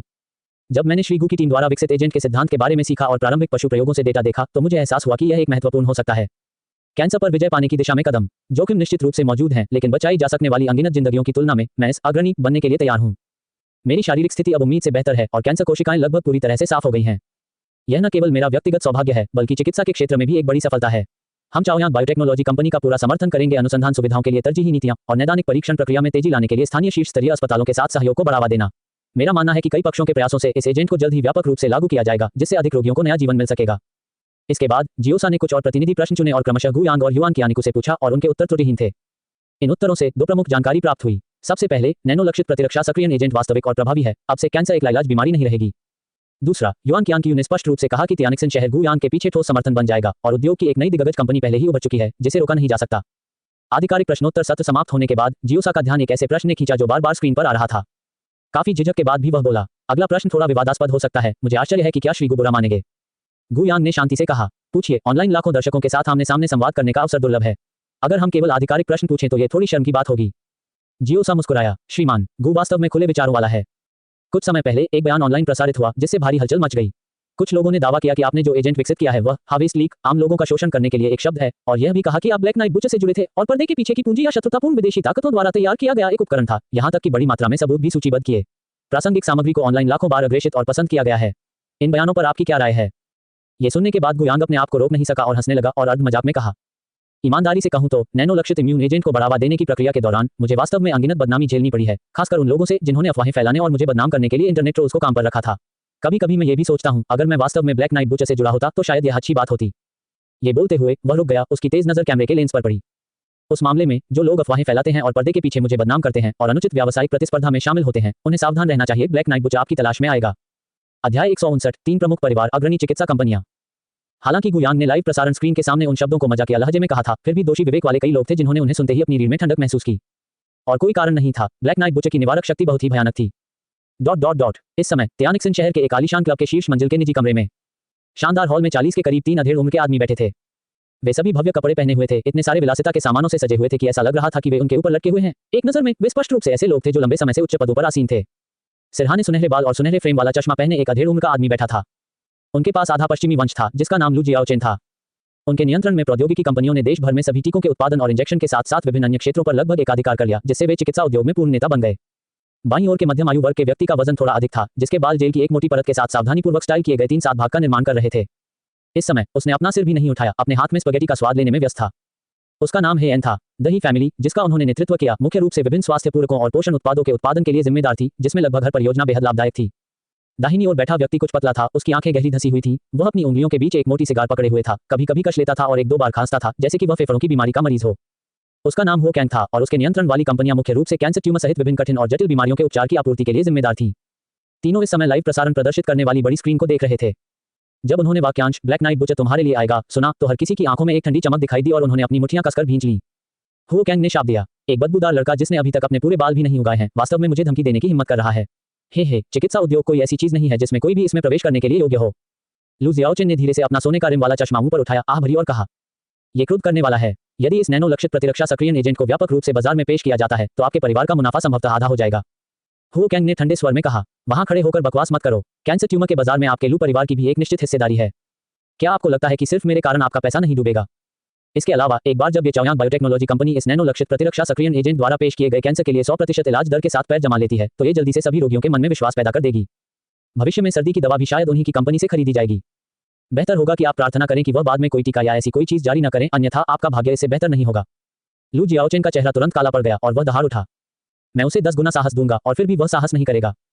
हो कैंग ने हंसी की एक पीएफटी छोड़ी और हंसने की बड़ी हलचल के कारण खांसी का एक और दौरा शुरू हो गया। कुछ देर शांत रहने के बाद आखिरकार वह बोला, आपको लगता है कि वह हिम्मत नहीं करेगा? उसने कैंसर का 100% प्रभावी इलाज तैयार कर लिया है, वह और क्या करने की हिम्मत नहीं करेगा? लू जियाओचेन तुरंत निःशब्द हो गया। उसने हेयन की ओर देखा जो अभी भी अपना सिर छिपाए हुए था और उसके बगल में तेजी से खा रहा था, और शिकायत करने से खुद को नहीं रोक सका। क्या आप अपनी लानत स्पगेटी के बारे में सोचना बंद कर सकते हैं और कुछ कह सकते हैं? वह बिना जल्दबाजी के पास्ता का आखिरी टुकड़ा अपने मुंह में भर रहा था, फिर धीरे धीरे और जानबूझकर बोलने से पहले अपने मुंह के कोनों से तेल को रुमाल से पोंछ रहा था। मेरी राय में ये गुयांग सिर्फ एक युवा व्यक्ति है जिसने अभी शुरुआत की है और नियमों को नहीं समझता है। लेकिन मुझे ये स्वीकार करना होगा कि ऐसी विशेष दवा विकसित करने में सक्षम होने के लिए उसके पास कुछ प्रतिभा है। हमें बस उसे शिक्षित करने की जरूरत है और उसे अपने अधीन लाना असंभव नहीं है। उनकी कंपनी अब बहुत छोटी है, बड़ा और मजबूत बनने के लिए इसे हमेशा पूंजी निवेश की आवश्यकता होगी, है ना? हमारे हाथ में पैसा और चैनल है, क्या हम उनके सबसे अच्छे साझेदार नहीं हैं? हुओ कैंग असंतुष्ट दिखे। मैं उसके साथ सहयोग नहीं करना चाहता। यह विशेष दवा जो उसने एक पागल की तरह बनाई थी, एक ही बार में 90% से अधिक कैंसर ठीक कर सकती है। और उन्होंने सार्वजनिक रूप से यहां तक कहा कि लाभ मार्जिन केवल 10% के आसपास होगा। कितनी बाजार हिस्सेदारी खत्म होगी? पहले केवल कुछ सर्जरी और कीमोथेरेपी करने से इससे कहीं अधिक कमाई हो सकती थी। एक व्यक्ति से लाखों रुपए वसूलना आसान था। इससे तो कमाई ही क्या है? वह हंसा और सिर हिलाया। युवा लोगों के लिए नियमों को न समझना सामान्य बात है। हमें बस उन्हें ठीक से शिक्षित करने की आवश्यकता है।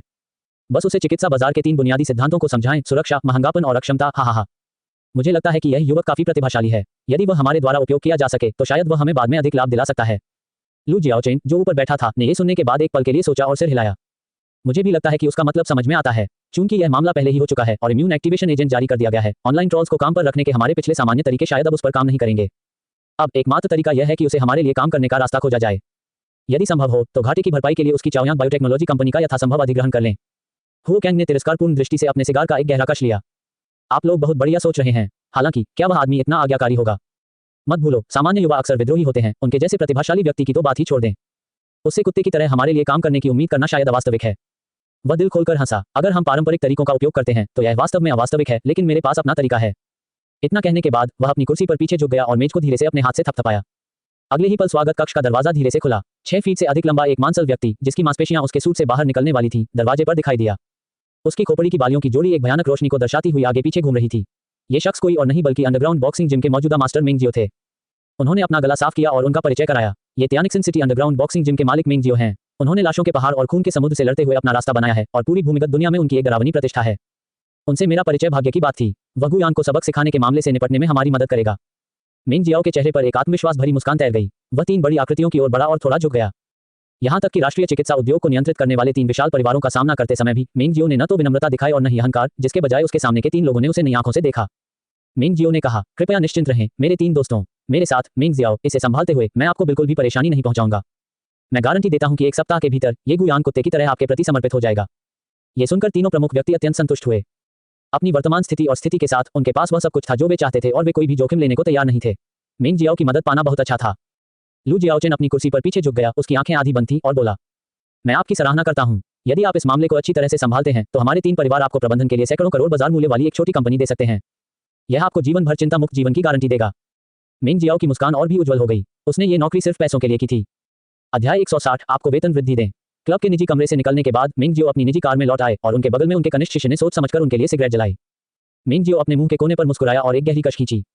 तभी कनिष्ठ शिष्य अपने हृदय के संदेह को व्यक्त करते हुए धीरे से बोला, वरिष्ठ भाई, क्या हम इस समय ब्लैक नाइट बुच से निपट नहीं रहे हैं? हमने पहले ही गोल्ड मेडल किलर को काम पर रख लिया है, तो आपने ये काम भी क्यों लिया? क्या आप ये सब संभाल सकते हैं? मिंग जियाओ ने उदासीन भाव से धुआं उड़ाया। जूनियर ब्रदर, आपको इस बारे में पता नहीं है। अवसर एक बार ही मिलता है और इन 3 महान परिवारों के साथ शामिल होने का मौका पाना आसमान से गिरने वाली एक बड़ी पाई है। मैं इसे कैसे भूल सकता हूं? इसके अलावा एक ऐसे युवा गुंडे से निपटना इतना मुश्किल क्या है जो अपनी जगह नहीं जानता। जहां तक ब्लैक नाइट बुच की बात है, गोल्ड मेडल किलर मेरी रक्षा कर रहा है, तो यह अचूक है। मिंग जियो को यह कहते हुए सुनकर कनिष्ठ शिष्य केवल सहमति में सिर हिला सका। दरअसल ये 3 महान परिवार राष्ट्रीय चिकित्सा उद्योग की जीवन रेखाओं को नियंत्रित करते हैं और पैसा कमाते हैं। अगर थोड़ा सा भी मुनाफा उनकी उंगलियों से निकल जाए तो वह उन्हें डुबाने के लिए काफी होगा। बस एक छोटे गुयांग से निपटने के लिए 3 महान परिवार 100 मिलियन से अधिक की एक छोटी सी कंपनी छोड़ने को तैयार हैं, जो 300 मिलियन तक जुड़ती है। और यह केवल 300 मिलियन नकद नहीं है, यह भविष्य की आय के एक स्थिर प्रवाह का प्रतिनिधित्व करता है। इन 3 छोटी कंपनियों की कीमत न केवल 100 मिलियन से अधिक है, बल्कि ये पहले 3 महान परिवारों द्वारा नियंत्रित भी थी। उनके पास शीर्ष स्तर के चैनल और स्थिर परियोजनाएं होनी चाहिए। जब तक उन्हें नियंत्रित किया जा सकता है, जीवन मूल रूप से निर्धारित है। मिंग जियो ने खिड़की से बाहर देखा। हालांकि वह अपने चरम पर थे, उन्होंने वास्तव में पहले से ही सेवानिवृत्ति की योजना बनाना शुरू कर दिया था। भूमिगत जगत में जिसका स्थान जितना ऊंचा होता है, वह उतना ही अधिक स्पष्ट देखता है कि यह पानी कितना गहरा है। मूलतः जो लोग इन पदों से पुनर्तः सेवानिवृत्त हो सकते हैं, वे 100 में से एक होते हैं। इन 3 कंपनियों के हाथ में होने से मिंग जियो पहले भी कुछ वैध व्यवसाय शुरू कर सकता था, अंडरवर्ल्ड से हाथ धो सकता था और शायद उसका अंत भी अच्छा हो सकता था। वह अपने स्वामी की तरह बेवजह मरना नहीं चाहता था। इसके अलावा अब एक ब्लैक नाइट बुचर है जो बिना किसी निशान के हत्या कर सकता है। उन्हें बस यही उम्मीद है कि जापान के गोल्ड मेडल किलर के पास कुछ कौशल है और वह इस बड़ी समस्या को हल कर सकता है। मिंग जियो ने धीरे से म्यू रोंग से कहा, जो गाड़ी चला रहा था, झांग जियाओदाओ को बुलाओ और उसे पहले ये देखने दो कि इस गुयान की पृष्ठभूमि किस प्रकार की है। हो सकता है कि वह सिर्फ एक सिल्वर प्लेटेड भाला हो और इसे मेरे हस्तक्षेप के बिना हल किया जा सकता है। म्यू रोंग ने सिर हिलाया। कोई बात नहीं, मैं अभी इसकी व्यवस्था कर देता हूँ। ... लाइव प्रसारण का पैमाना बहुत बड़ा था और दर्शक बेहद उत्साहित थे। अक्सर एक प्रश्न के बाद ढेर सारे प्रश्न आ जाते थे और इतने सारे लोगों के ध्यान में गुयान को बेहद सतर्क रहना पड़ता था और वह एक भी गलत शब्द नहीं कह सकता था। लंबे समय के बाद गुयान को भी बहुत पसीना आ रहा था और युआन कियांग जो उसके बगल में कमजोर था, को चक्कर आ गया। मेजबान जियोसा ने भी उनकी थकान पर ध्यान दिया, खासकर तब जब युआन कियांग को एक गंभीर बीमारी से उबरने के बाद आराम की जरूरत थी। यदि इस महत्वपूर्ण व्यक्ति को कुछ हो जाता तो वह इसकी जिम्मेदारी नहीं उठा पाता। तो उन्होंने तुरंत कैमरे से कहा, दोस्तों, आज देर हो गई है। इसके अलावा श्री गु और मेयर युआन ने मूल रूप से हमारे दिल के सभी सवालों का जवाब दिया है। मेरी राय में ये लाइव प्रसारण अस्थायी रूप से यहीं समाप्त हो जाएगा। अगली बार हम एक अधिक महत्वपूर्ण कार्यक्रम की व्यवस्था करेंगे और श्री गु को भाग लेने के लिए आमंत्रित करेंगे। अब आइए इस अद्भुत लाइव प्रसारण यात्रा को समाप्त करें। लाइव प्रसारण समाप्त हो गया और दर्शकों की आंखों में अन्य मीडिया रिपोर्टर और बड़े प्रभावशाली लोग अफसोस से भरे हुए थे। उनके पास ऊपर जाकर बात करने की भी सुविधा नहीं थी। वे कुछ नहीं कर सकते थे। गुयान के बगल में खड़ा व्यक्ति तियानिक्सिन शहर का पुराना मेयर था। इन छोटे पात्रों के पास ऊपर जाकर बात करने की क्षमता कैसे हो सकती है? म्यू रूम की व्यवस्था के तहत घटनास्थल पर मौजूद मरीज और पत्रकार धीरे धीरे तितर-बितर हो गए। केवल युआन कियांग और उनके सचिव और अंगरक्षक रह गए। गुयान ने अपना हाथ बढ़ाया और युआन कियानिकू से धीरे से हाथ मिलाया। युआन कियानिकू ने गुयान को प्रशंसा भरी दृष्टि से देखा। यदि युआन कियानिकू की उम्र 50 से अधिक नहीं होती तो गुयान को वास्तव में चिंता होती कि इस आदमी के इरादे कुछ और थे। और इस समय युआन कियानिकू के दिमाग में क्या था? प्रतिभा, महान प्रतिभा। मुझे उम्मीद नहीं थी कि मेरा तियानिक्सिन शहर एक सच्चा ड्रैगन पैदा कर सकेगा। नहीं, मुझे इस सच्चे ड्रैगन को हमारे शहर में बनाए रखने के लिए हर संभव प्रयास करना चाहिए। भविष्य में ये चाओयांग बायोटेक्नोलॉजी कंपनी अनिवार्य रूप से बड़ी और बड़ी हो जाएगी और यह पूरे तियानिक्सिन शहर के विकास को भी आगे बढ़ाएगी। बस यही मेरी राजनीतिक उपलब्धि है, गुयान ने मुस्कुराते हुए कहा। मेयर युआन, अब देर हो रही है और मैं देख रहा हूं कि आप भी बहुत थके हुए हैं। आपको आराम करना चाहिए। चलिए आज यहीं खत्म करते हैं। हालांकि युआन कियांग बेहद थका हुआ था, फिर भी वह कुछ हद तक असंतुष्ट महसूस कर रहा था और केवल आह भरते हुए कह सका, सहयोग न करने के लिए ये सब मेरे शरीर की गलती है। सच कहूं तो मैंने अपने जीवन में जितने भी युवा लोगों को देखा है, मिस्टर गु आप उनमें से पहले हैं। जैसे ही उन्होंने बात की, उन्होंने अंगूठा भी ऊपर किया। गुयान ने जल्दी से अपना हाथ लहराया। मैं इसके लायक नहीं हूं, मैं इसके लायक नहीं हूं। युआन कियांग ने जारी रखा, भविष्य आप युवाओं का है। अभी हमारी बातचीत से मुझे मिस्टर गु की महत्वाकांक्षी आकांक्षाएं भी पता चली। इसके अलावा श्री गु, आप मेरे उद्धारकर्ता हैं। वापस जाने के बाद मैं निश्चित रूप से आपकी उद्यमशीलता को पूर्ण समर्थन देने के लिए शहर के साथ एक विशेष बैठक करूंगा। जहां तक मुझे पता है, हमारी चाओयांग बायोटेक्नोलॉजी कंपनी के खाते में धनराशि अब बहुत सीमित है ना? चिंता मत करो, जब मैं वापस आऊंगा तो मैं यहां मेरे साथ तुम्हारी यह समस्या हल कर दूंगा। जब गुयांग ने यह सुना तो वह तुरंत मुस्कुराया। फिर मैं आपके मजबूत समर्थन के लिए मेयर युआन को धन्यवाद देता हूं। चिंता न करें, चूंकि मैंने ऐसी क्षमता हासिल कर ली है, मैं निश्चित रूप से इस क्षमता का उपयोग अधिक लोगों को लाभ पहुंचाने के लिए करूंगा। क्या ये कहावत नहीं है कि बड़ी ताकत के साथ बड़ी जिम्मेदारी भी आती है? मैंने हमेशा इस पर गहरा विश्वास किया है। युआन कियांग ने गुयांग को कंधे पर थपथपाया और कहा, यह अच्छा है, यह अच्छा है। जवान आदमी, मुझे तुम पर विश्वास है। मैं पहले वापस जाऊंगा। मैं कुछ दिनों में तुम्हारे लिए मेरे घर पर रात्रि भोज के लिए आने की व्यवस्था करूंगा। फिर हमें एक अच्छा पे पीना होगा। ठीक है, मैं निश्चित रूप से अंत तक आपका साथ दूंगा। युआन कियांग और गुयांग को ऐसा लगा जैसे वे एक दूसरे से बहुत देर से मिले हों और अनिच्छा से अलग होने से पहले उन्होंने काफी देर तक बातचीत की। सभी के चले जाने के बाद म्यूरोंग ने टैबलेट को अपने हाथ में पकड़ लिया और गुयांग के पास गया, कंप्यूटर पर डेटा की ओर इशारा करते हुए और खुशी से कहा, ओल्ड गु, हम अमीर हैं, हम अमीर हैं। आज का लाइव प्रसारण वास्तव में प्रभावी था और जनता की राय पूरी तरह से उलट गई है। अब तो पूरा इंटरनेट हमारे समर्थकों से भर गया है। Nano targeted immune activation agent जिसे मैंने प्री सेल के लिए वेबसाइट पर डाला था, उसकी लगभग 100,000 प्रतियां पहले ही बिक चुकी हैं। हमारे पूरी तरह से स्वचालित उत्पादन कारखाने की वर्तमान उत्पादन गति के आधार पर भी यह अनुमान लगाया गया है कि इसे पूरा होने में 2 या 3 महीने लगेंगे। गुयांग ने इस समय वेबसाइट पर डेटा के साथ साथ जबरदस्त सकारात्मक समीक्षाएं भी देखी और उन्हें बेहद राहत मिली। आखिरकार यह व्यर्थ में व्यस्त नहीं था। स्ट्रेचिंग के बाद उसने सू चेंग की ओर हाथ हिलाया, जो उसकी तरफ से सेवा कर रहा था। सू चेंग तुरंत समझ गया और उसने अपनी व्हीलचेयर को पीछे से धक्का दिया और धीरे धीरे बाहर चला गया। म्यूरोंग तुरंत स्तब्ध रह गया और तेजी से चिल्लाया, ओल्ड गु, तुम क्या करने जा रहे हो? गुयांग ने सीधे अपनी पीठ से म्यूरोंग की ओर हाथ हिलाया और कहा, मैं बाकी सब आप पर छोड़ दूंगा। मैं पहले सोने जा रहा हूं। मुझे बहुत नींद आ रही है। म्यूरोंग इतना क्रोधित हुआ कि उसने अपनी जांघ पर थप्पड़ मार दिया। ठीक है, आपने आधे दिन तक काम किया और अब आप सोने जा रहे हैं। कंपनी का प्रबंधन मेरे ऊपर छोड़ दिया गया है और सारा मुनाफा आपके कार्ड में स्थानांतरित कर दिया गया है। यह उचित नहीं है। मैं इस्तीफा देने जा रहा हूं। गुयांग ने मुस्कुराते हुए कहा, ठीक है, मैं अगले महीने आपका वेतन बढ़ा दूंगा। मैं जानता था कि हम भाई हैं, आप मुझे ये नुकसान नहीं होने देंगे। आप इसे कितना बढ़ा रहे हैं? आइए इसे 250 बढ़ा दें। भाड़ में जाओ। अध्याय 161, अपने 70% शेयर खरीदें। क्योटो फर्स्ट यूनिवर्सिटी की प्रयोगशाला में जू जियानशान सफेद बालों वाले पुराने शोधकर्ताओं के एक समूह के साथ इस लाइव प्रसारण को देख रहे थे। लाइव प्रसारण समाप्त होने के बाद जू जियानशान विजयी होकर हंसे। इसके बारे में क्या ख्याल है? अब आप जानते हैं कि मैं डींगे नहीं मार रहा था, ठीक है? तुम बुरे आदमी बस लोगों को नीची दृष्टि से देख रहे हो। अब तुम्हें पता चला है कि प्रतिभा क्या होती है। जीव विज्ञान प्रयोगशाला के बाकी प्रोफेसर अवाक रह गए। अगर लाइव प्रसारण में सब कुछ सच है तो ये युवक वास्तव में एक अद्भुत अस्तित्व है। जू जियानशान सीधे थूक। मैंने व्यक्तिगत रूप से उसके लिए प्रतिज्ञा की। क्या यह मामला अभी भी फर्जी है? और संबंधित कागजात मेरे हाथ में हैं। मैं तुम्हें उन्हें देखने देता हूं, लेकिन तुम नहीं देखते। तुम सब बहुत मूर्ख हो। यह कहना होगा कि लोगों के दिलों में पूर्वाग्रह एक बड़ा पहाड़ है। जू जियानशान के कागजात और प्रासंगिक सामग्रियों के साथ अपने अल्मा मैटर में लौटने का मुख्य कारण गुयांग के लिए प्रोफेसर पद के लिए लड़ना था और साथ ही उन कागजात को लागू करना था जिन्हें गुयांग अंतर्राष्ट्रीय वेबसाइटों पर प्रकाशित करने की तैयारी कर रहा था। लेकिन परिणामस्वरूप जब जू जियानशान ने इन पुराने दोस्तों से मुलाकात की और अपने इरादे बताए तो इन पुराने शोधकर्ताओं ने उनकी बातों को बिल्कुल भी गंभीरता से नहीं लिया। उन्होंने पूर्वकल्पना की कि 20 साल का एक युवा एक विशेष दवा पर शोध कैसे कर सकता है जो कैंसर को 100% ठीक कर सकती है। नाम भी इतना भव्य है, नैनो लक्षित इम्यून एक्टिवेशन ड्रग। ये संभवतः एएक्स है। उन्होंने ये भी सोचा कि जू जियानशान ने गड़बड़ी की थी और इस तरह उन्हें धोखा दिया गया था। इस समय जब सच्चाई उनके सामने रखी गई तो पुराने प्रोफेसर एकदम से दंग रह गए। जू जियानशान ने विजयी होकर कहा, मैं ये भी देखता हूं कि आप सभी पुराने भाई हैं और यह मेरी मातृ संस्था है, इसलिए मैं आपको सूचित करने के लिए दौड़ा। यदि देर हो चुकी है, मेरा छोटा भाई अन्य उच्च शिक्षा संस्थानों से निमंत्रण स्वीकार करता है और किसी और का प्रोफेसर बन जाता है, तो आपको याद न दिलाने के लिए मुझे दोष न दें। ऐसा कहने के बाद जू जियानशान ने सीधे संबंधित सामग्री अपने हाथ में ले ली, घूम गया और प्रयोगशाला से बाहर चला गया। ऐसा प्रतीत होता है कि उसने पीछे मुड़कर देखने की भी योजना नहीं बनाई थी। उसके आसपास के बूढ़े भाइयों का समूह तुरंत चिंतित हो गया और एक के बाद एक जू जियानशान के सामने रुक गया। वे सभी क्योटो प्रथम विश्वविद्यालय के प्रोफेसर और डीन हैं, लेकिन इस समय वे चिंतित छोटे बूढ़ों के एक समूह की तरह हैं, जो एक के बाद एक चिल्ला रहे हैं। नहीं, नहीं, तुम ऐसे नहीं जा सकते। ऐसी उत्कृष्ट प्रतिभा को हमारे प्रथम विश्वविद्यालय में अवश्य शामिल होना चाहिए और देश के लिए गौरव हासिल करना चाहिए। हाँ, हाँ, अगर हम उसका वेतन नहीं बढ़ाएंगे तो क्या होगा अगर उसे विदेशी ताकतों द्वारा अपहरण कर लिया जाता है और वह वापस नहीं आता है। कितने प्रतिभाशाली लोग धोखा देकर विदेश चले गए हैं और वर्षों से कभी वापस नहीं आए। मैं पहले उन्हें सीधे मानद डॉक्टरेट की उपाधि देने का प्रस्ताव रखता हूँ। ये सही है, लेकिन मुझे लगता है कि यह पर्याप्त नहीं है। हम उन्हें अपने अनुशासन में एक मूलभूत प्रोफेसर के रूप में भी नियुक्त कर सकते हैं। चूंकि उन्होंने नैनो लक्षित प्रतिरक्षा एजेंट पर शोध किया है और इस एजेंट के माध्यम से कैंसर के 100% इलाज का चमत्कार हासिल किया है, इसलिए वह निश्चित रूप से इस क्षेत्र के संस्थापक कहलाने के योग्य हैं। हाँ, हाँ, हम उन्हें भाषण देने के लिए फर्स्ट यूनिवर्सिटी में क्यों नहीं आमंत्रित करते और फिर उन्हें यहाँ हमारी राष्ट्रीय प्रमुख प्रयोगशाला के निदेशक के रूप में नियुक्त क्यों नहीं करते। अपनी क्षमता के साथ वह इस काम के लिए पूरी तरह सक्षम है। इस समय स्थिति बिल्कुल उलट गई। जू जियानशान के बिना कोई अनुरोध किए उसके सामने इन छोटे बूढ़े लोगों ने तुरंत ईमानदारी से सभी प्रकार के लाभों का खुलासा किया। जू जियानशान ने संतुष्टि में सिर हिलाया। ये तो और भी अच्छा है, आप भी ईमानदार हैं। हमारी कई वर्षों की दोस्ती की खातिर मैं अनिच्छा से आपको उससे मिलवाने में मदद करूंगा। जो कोई भी इस पद पर बैठ सकता है वह चिकित्सा अनुसंधान के प्रति असीम जुनून रखता है। वे बहुत स्पष्ट है कि अभर क्षेत्र में एक छोटी सी सफलता हासिल करना भी बेहद मुश्किल है। नैनो लक्षित प्रतिरक्षा एजेंट जैसी क्रॉस युग सफलता की तो बात ही छोड़ दें। यदि वे गुयान के साथ गहराई से संवाद कर सकते हैं और इस ज्ञान के मूल को सीख सकते हैं तो शायद वे इसे अन्य कठिन और जटिल बीमारियों को पूरी तरह से ठीक करने के लिए आधार के रूप में उपयोग कर सकते हैं। यह एक महान घटना है जिससे दुनिया को लाभ होता है और यह युगों युगों तक चलती रहेगी। ... काम खत्म करने के बाद गुयांग ने सु चेंगचेंग की देखरेख में फैक्ट्री छोड़ दी और भूमिगत पार्किंग स्थल पर आ गए। जैसे ही वह कार में बैठने वाला था, एक जीर्ण शीर्ण वैन अचानक गुयांग और सु चेंगचेंग के सामने रुक गई। वैन का दरवाजा झटके से खुला और मांसल चेहरों वाले 5 हटे कट्टे आदमी कार से बाहर निकले। सभी भयंकर और बुरे लग रहे थे। उनसे धुएं और पसीने की गंध आ रही थी। जाहिर तौर पर सड़क के ठग थे। स्थिति को गंभीर होते देख सु चेंगचेंग ने गुयांग के सामने रोकने के लिए जल्दी से अपनी बाहें फैला दी और पूरी सतर्कता के साथ अपने सामने लोगों के समूह को घूरने लगी। तुम कौन हो? आप क्या करना चाहते हैं? मैं आपको चेतावनी देता हूं, श्री गु की पहचान बहुत महत्वपूर्ण है और उन्हें अब मेयर युआन का समर्थन प्राप्त हुआ है। यदि आप श्री गु को छूते हैं तो आप जिम्मेदारी नहीं उठा सकते।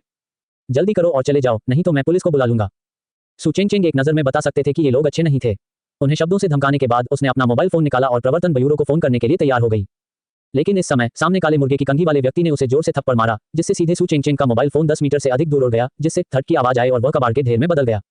इसके तुरंत बाद उसने सीधे अपनी कमर से आधा मीटर लंबा छोटा चाकू निकाला, धीरे से उसे सु चेंगचेंग की गर्दन पर रखा और उसके बगल में गुयांग पर नजर डालते हुए जोर से कहा, आप मिस्टर गो हैं, है ना? मैं अपना परिचय देता हूँ, मेरा नाम झांग जियाओदाओ है और अंडरवर्ल्ड में लोग मुझे दाओगे चाकू कहते हैं। मैं आपको ढूंढने के लिए यहाँ इसलिए आया हूँ क्योंकि हमारे पीछे मेंग लाओडा ने कंपनी को आपके हाथों में ले लिया है और वह आपकी मदद करना चाहती है।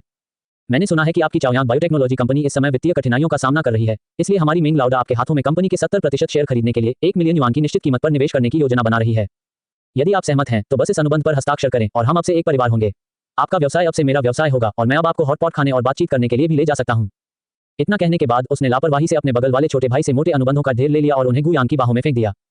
ये सुनकर गुयांग मदद नहीं कर सका, लेकिन पुची ध्वनि के साथ हंसा और एक बेवकूफ की आंखों से झांक जियाओदाओ को देखा।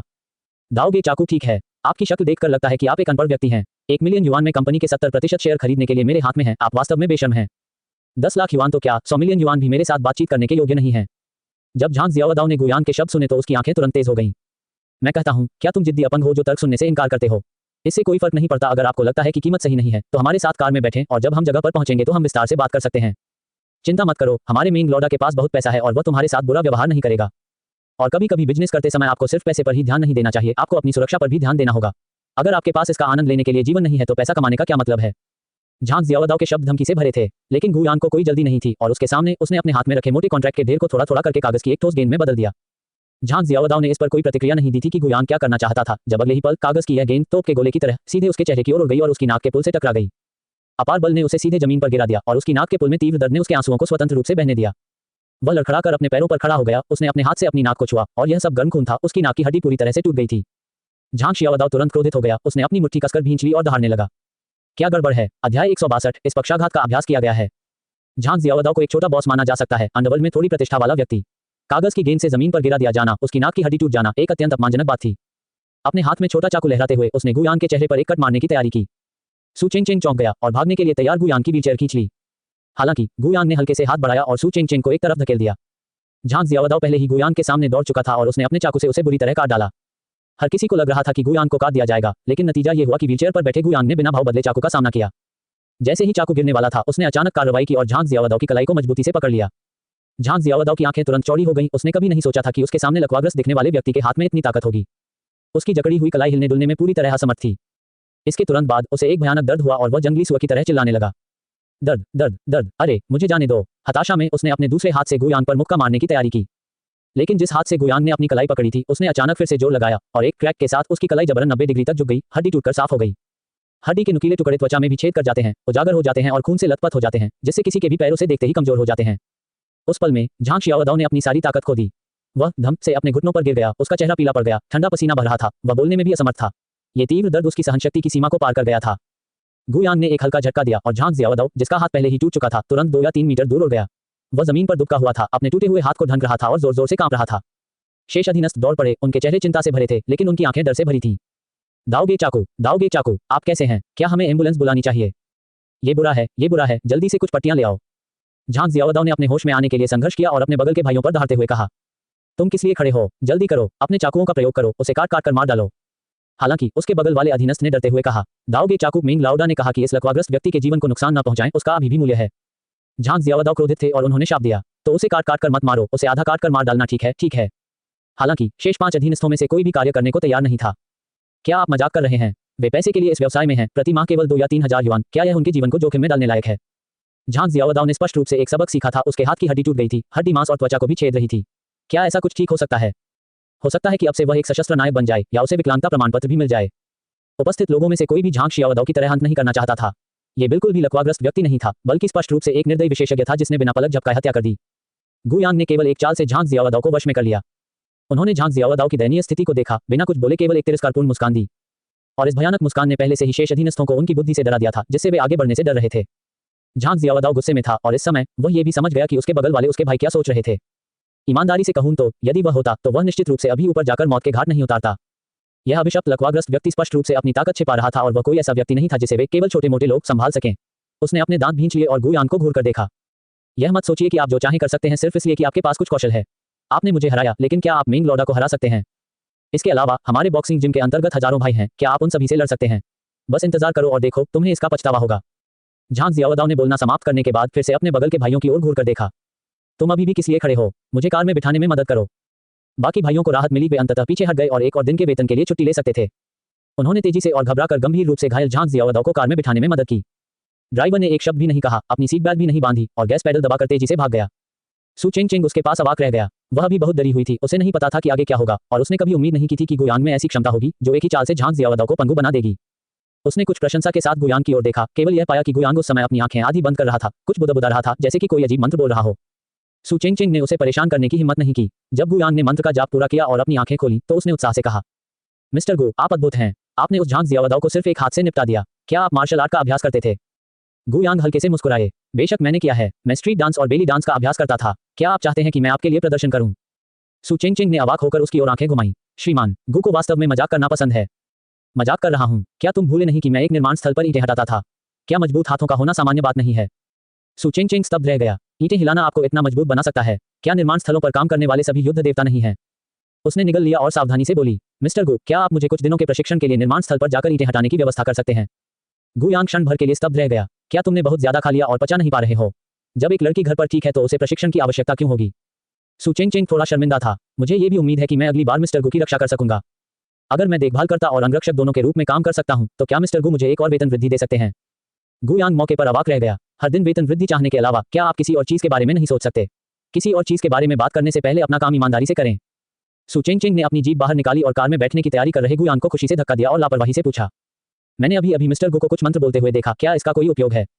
गुयांग ने कंधे उचकाए। दरअसल इसका कोई खास बड़ा उपयोग नहीं है, ये सिर्फ उन्हें एक विदाई उपहार दे रहा है। ... वैन सड़क पर लापरवाही से दौड़ी, जिससे पीछे चल रहे कई ड्राइवरों को कोसना पड़ा। लेकिन जब उन्होंने खिड़कियों से अंदर नंगे हथियार टैटू गुदवाए लोगों के समूह को देखा तो उनमें से किसी ने भी अधिक कहने की हिम्मत नहीं की। कार के अंदर कई अधीनस्थ हड़बड़ी में झांग जियाओदाओ के हाथ की चोट पर पट्टी बांध रहे थे। झांग जियाओदाओ ने दर्द सहा और जोर से शाप दिया, अरे जब मैं वापस आऊंगा तो मैं मिंग लाओडा को निश्चित रूप से बताऊंगा कि आज क्या हुआ था। इस शापित गुयांग ने टोस्ट को अस्वीकार कर दिया और जब्त किया हुआ पे पी लिया। वह निश्चित रूप से मर चुका है। मैं मिंग लाओडा से उसे निपटान के लिए मुझे सौंपने के लिए कहने जा रहा हूं। जब वह समय आएगा तो मैं निश्चित रूप से उसके हाथों की हड्डियों को एक एक करके तोड़ दूंगा। अन्य अधीनस्थ भी तुरंत उसकी चापलूसी करने लगे। ये सही है, दाओगे चाकू, मेरी राय में आप उस समय बहुत लापरवाह थे। अगर हमें पहले पता होता कि उस आदमी के पास कुछ कौशल है तो हम सभी को एक साथ जाना चाहिए था। एक लकवाग्रस्त व्यक्ति संभवतः हम में से 5 या 6 लोगों से एक साथ नहीं निपट सकता। धिक्कार है, मैं कहता हूं कि मिंग लाओडा इतना दयालु था कि हमें उसकी जान बख्शने नहीं दी। इस तरह जब हमने कार्रवाई की तो हमने निर्दयी होने की हिम्मत नहीं की। यदि मिंग लाओडा का आदेश नहीं होता तो वह अब तक ताबूत में पड़ा होता।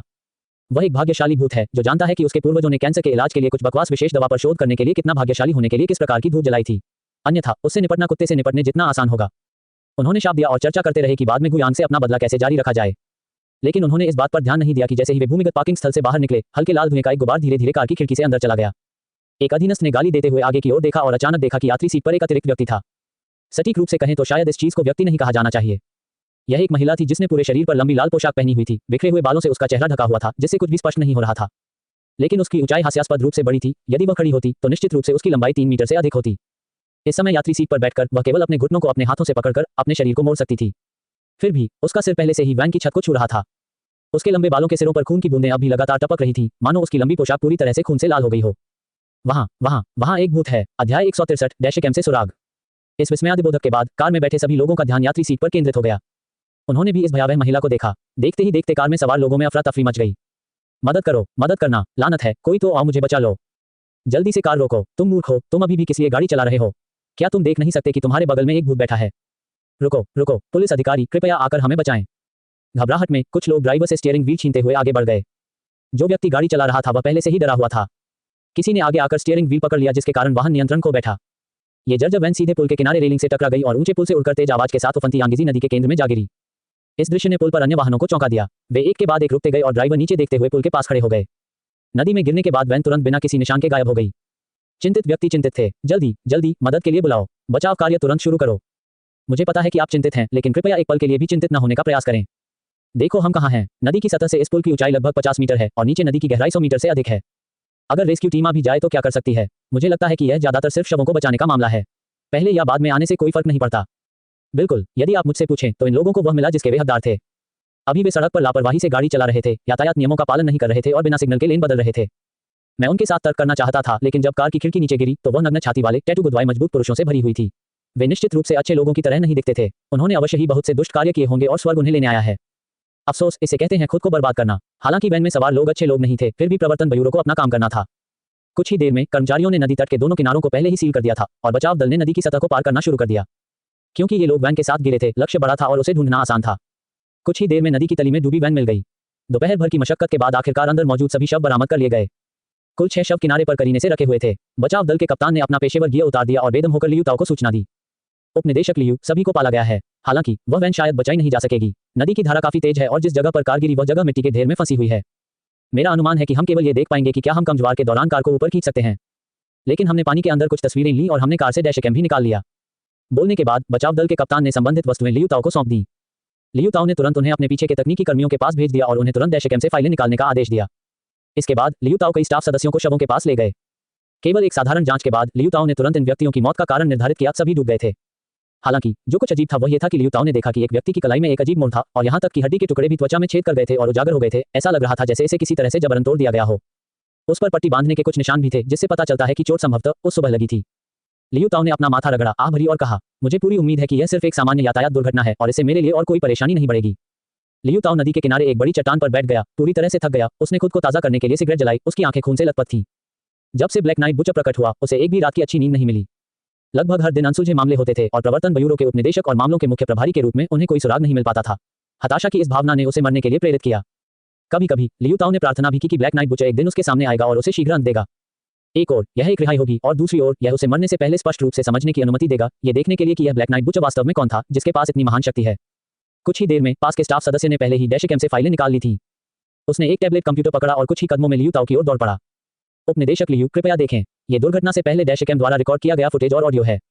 लियू ताओ ने तुरंत डैशकैम द्वारा रिकॉर्ड किए गए फुटेज पर क्लिक किया, जो मूल रूप से वाहन के सामने था, इसलिए कोई उपयोगी सुराग प्राप्त नहीं किया जा सका। केवल नदी में गिरने से पहले वाहन का नियंत्रण खोना देखा जा सकता था। लेकिन रिकॉर्डिंग से मोटे तौर पर पता चल सकता है कि ये लोग कैसे गाड़ी चला रहे थे। वहां कोई भूत है, मदद करो, मदद करना, कोई आकर मुझे बचा ले, लानत है।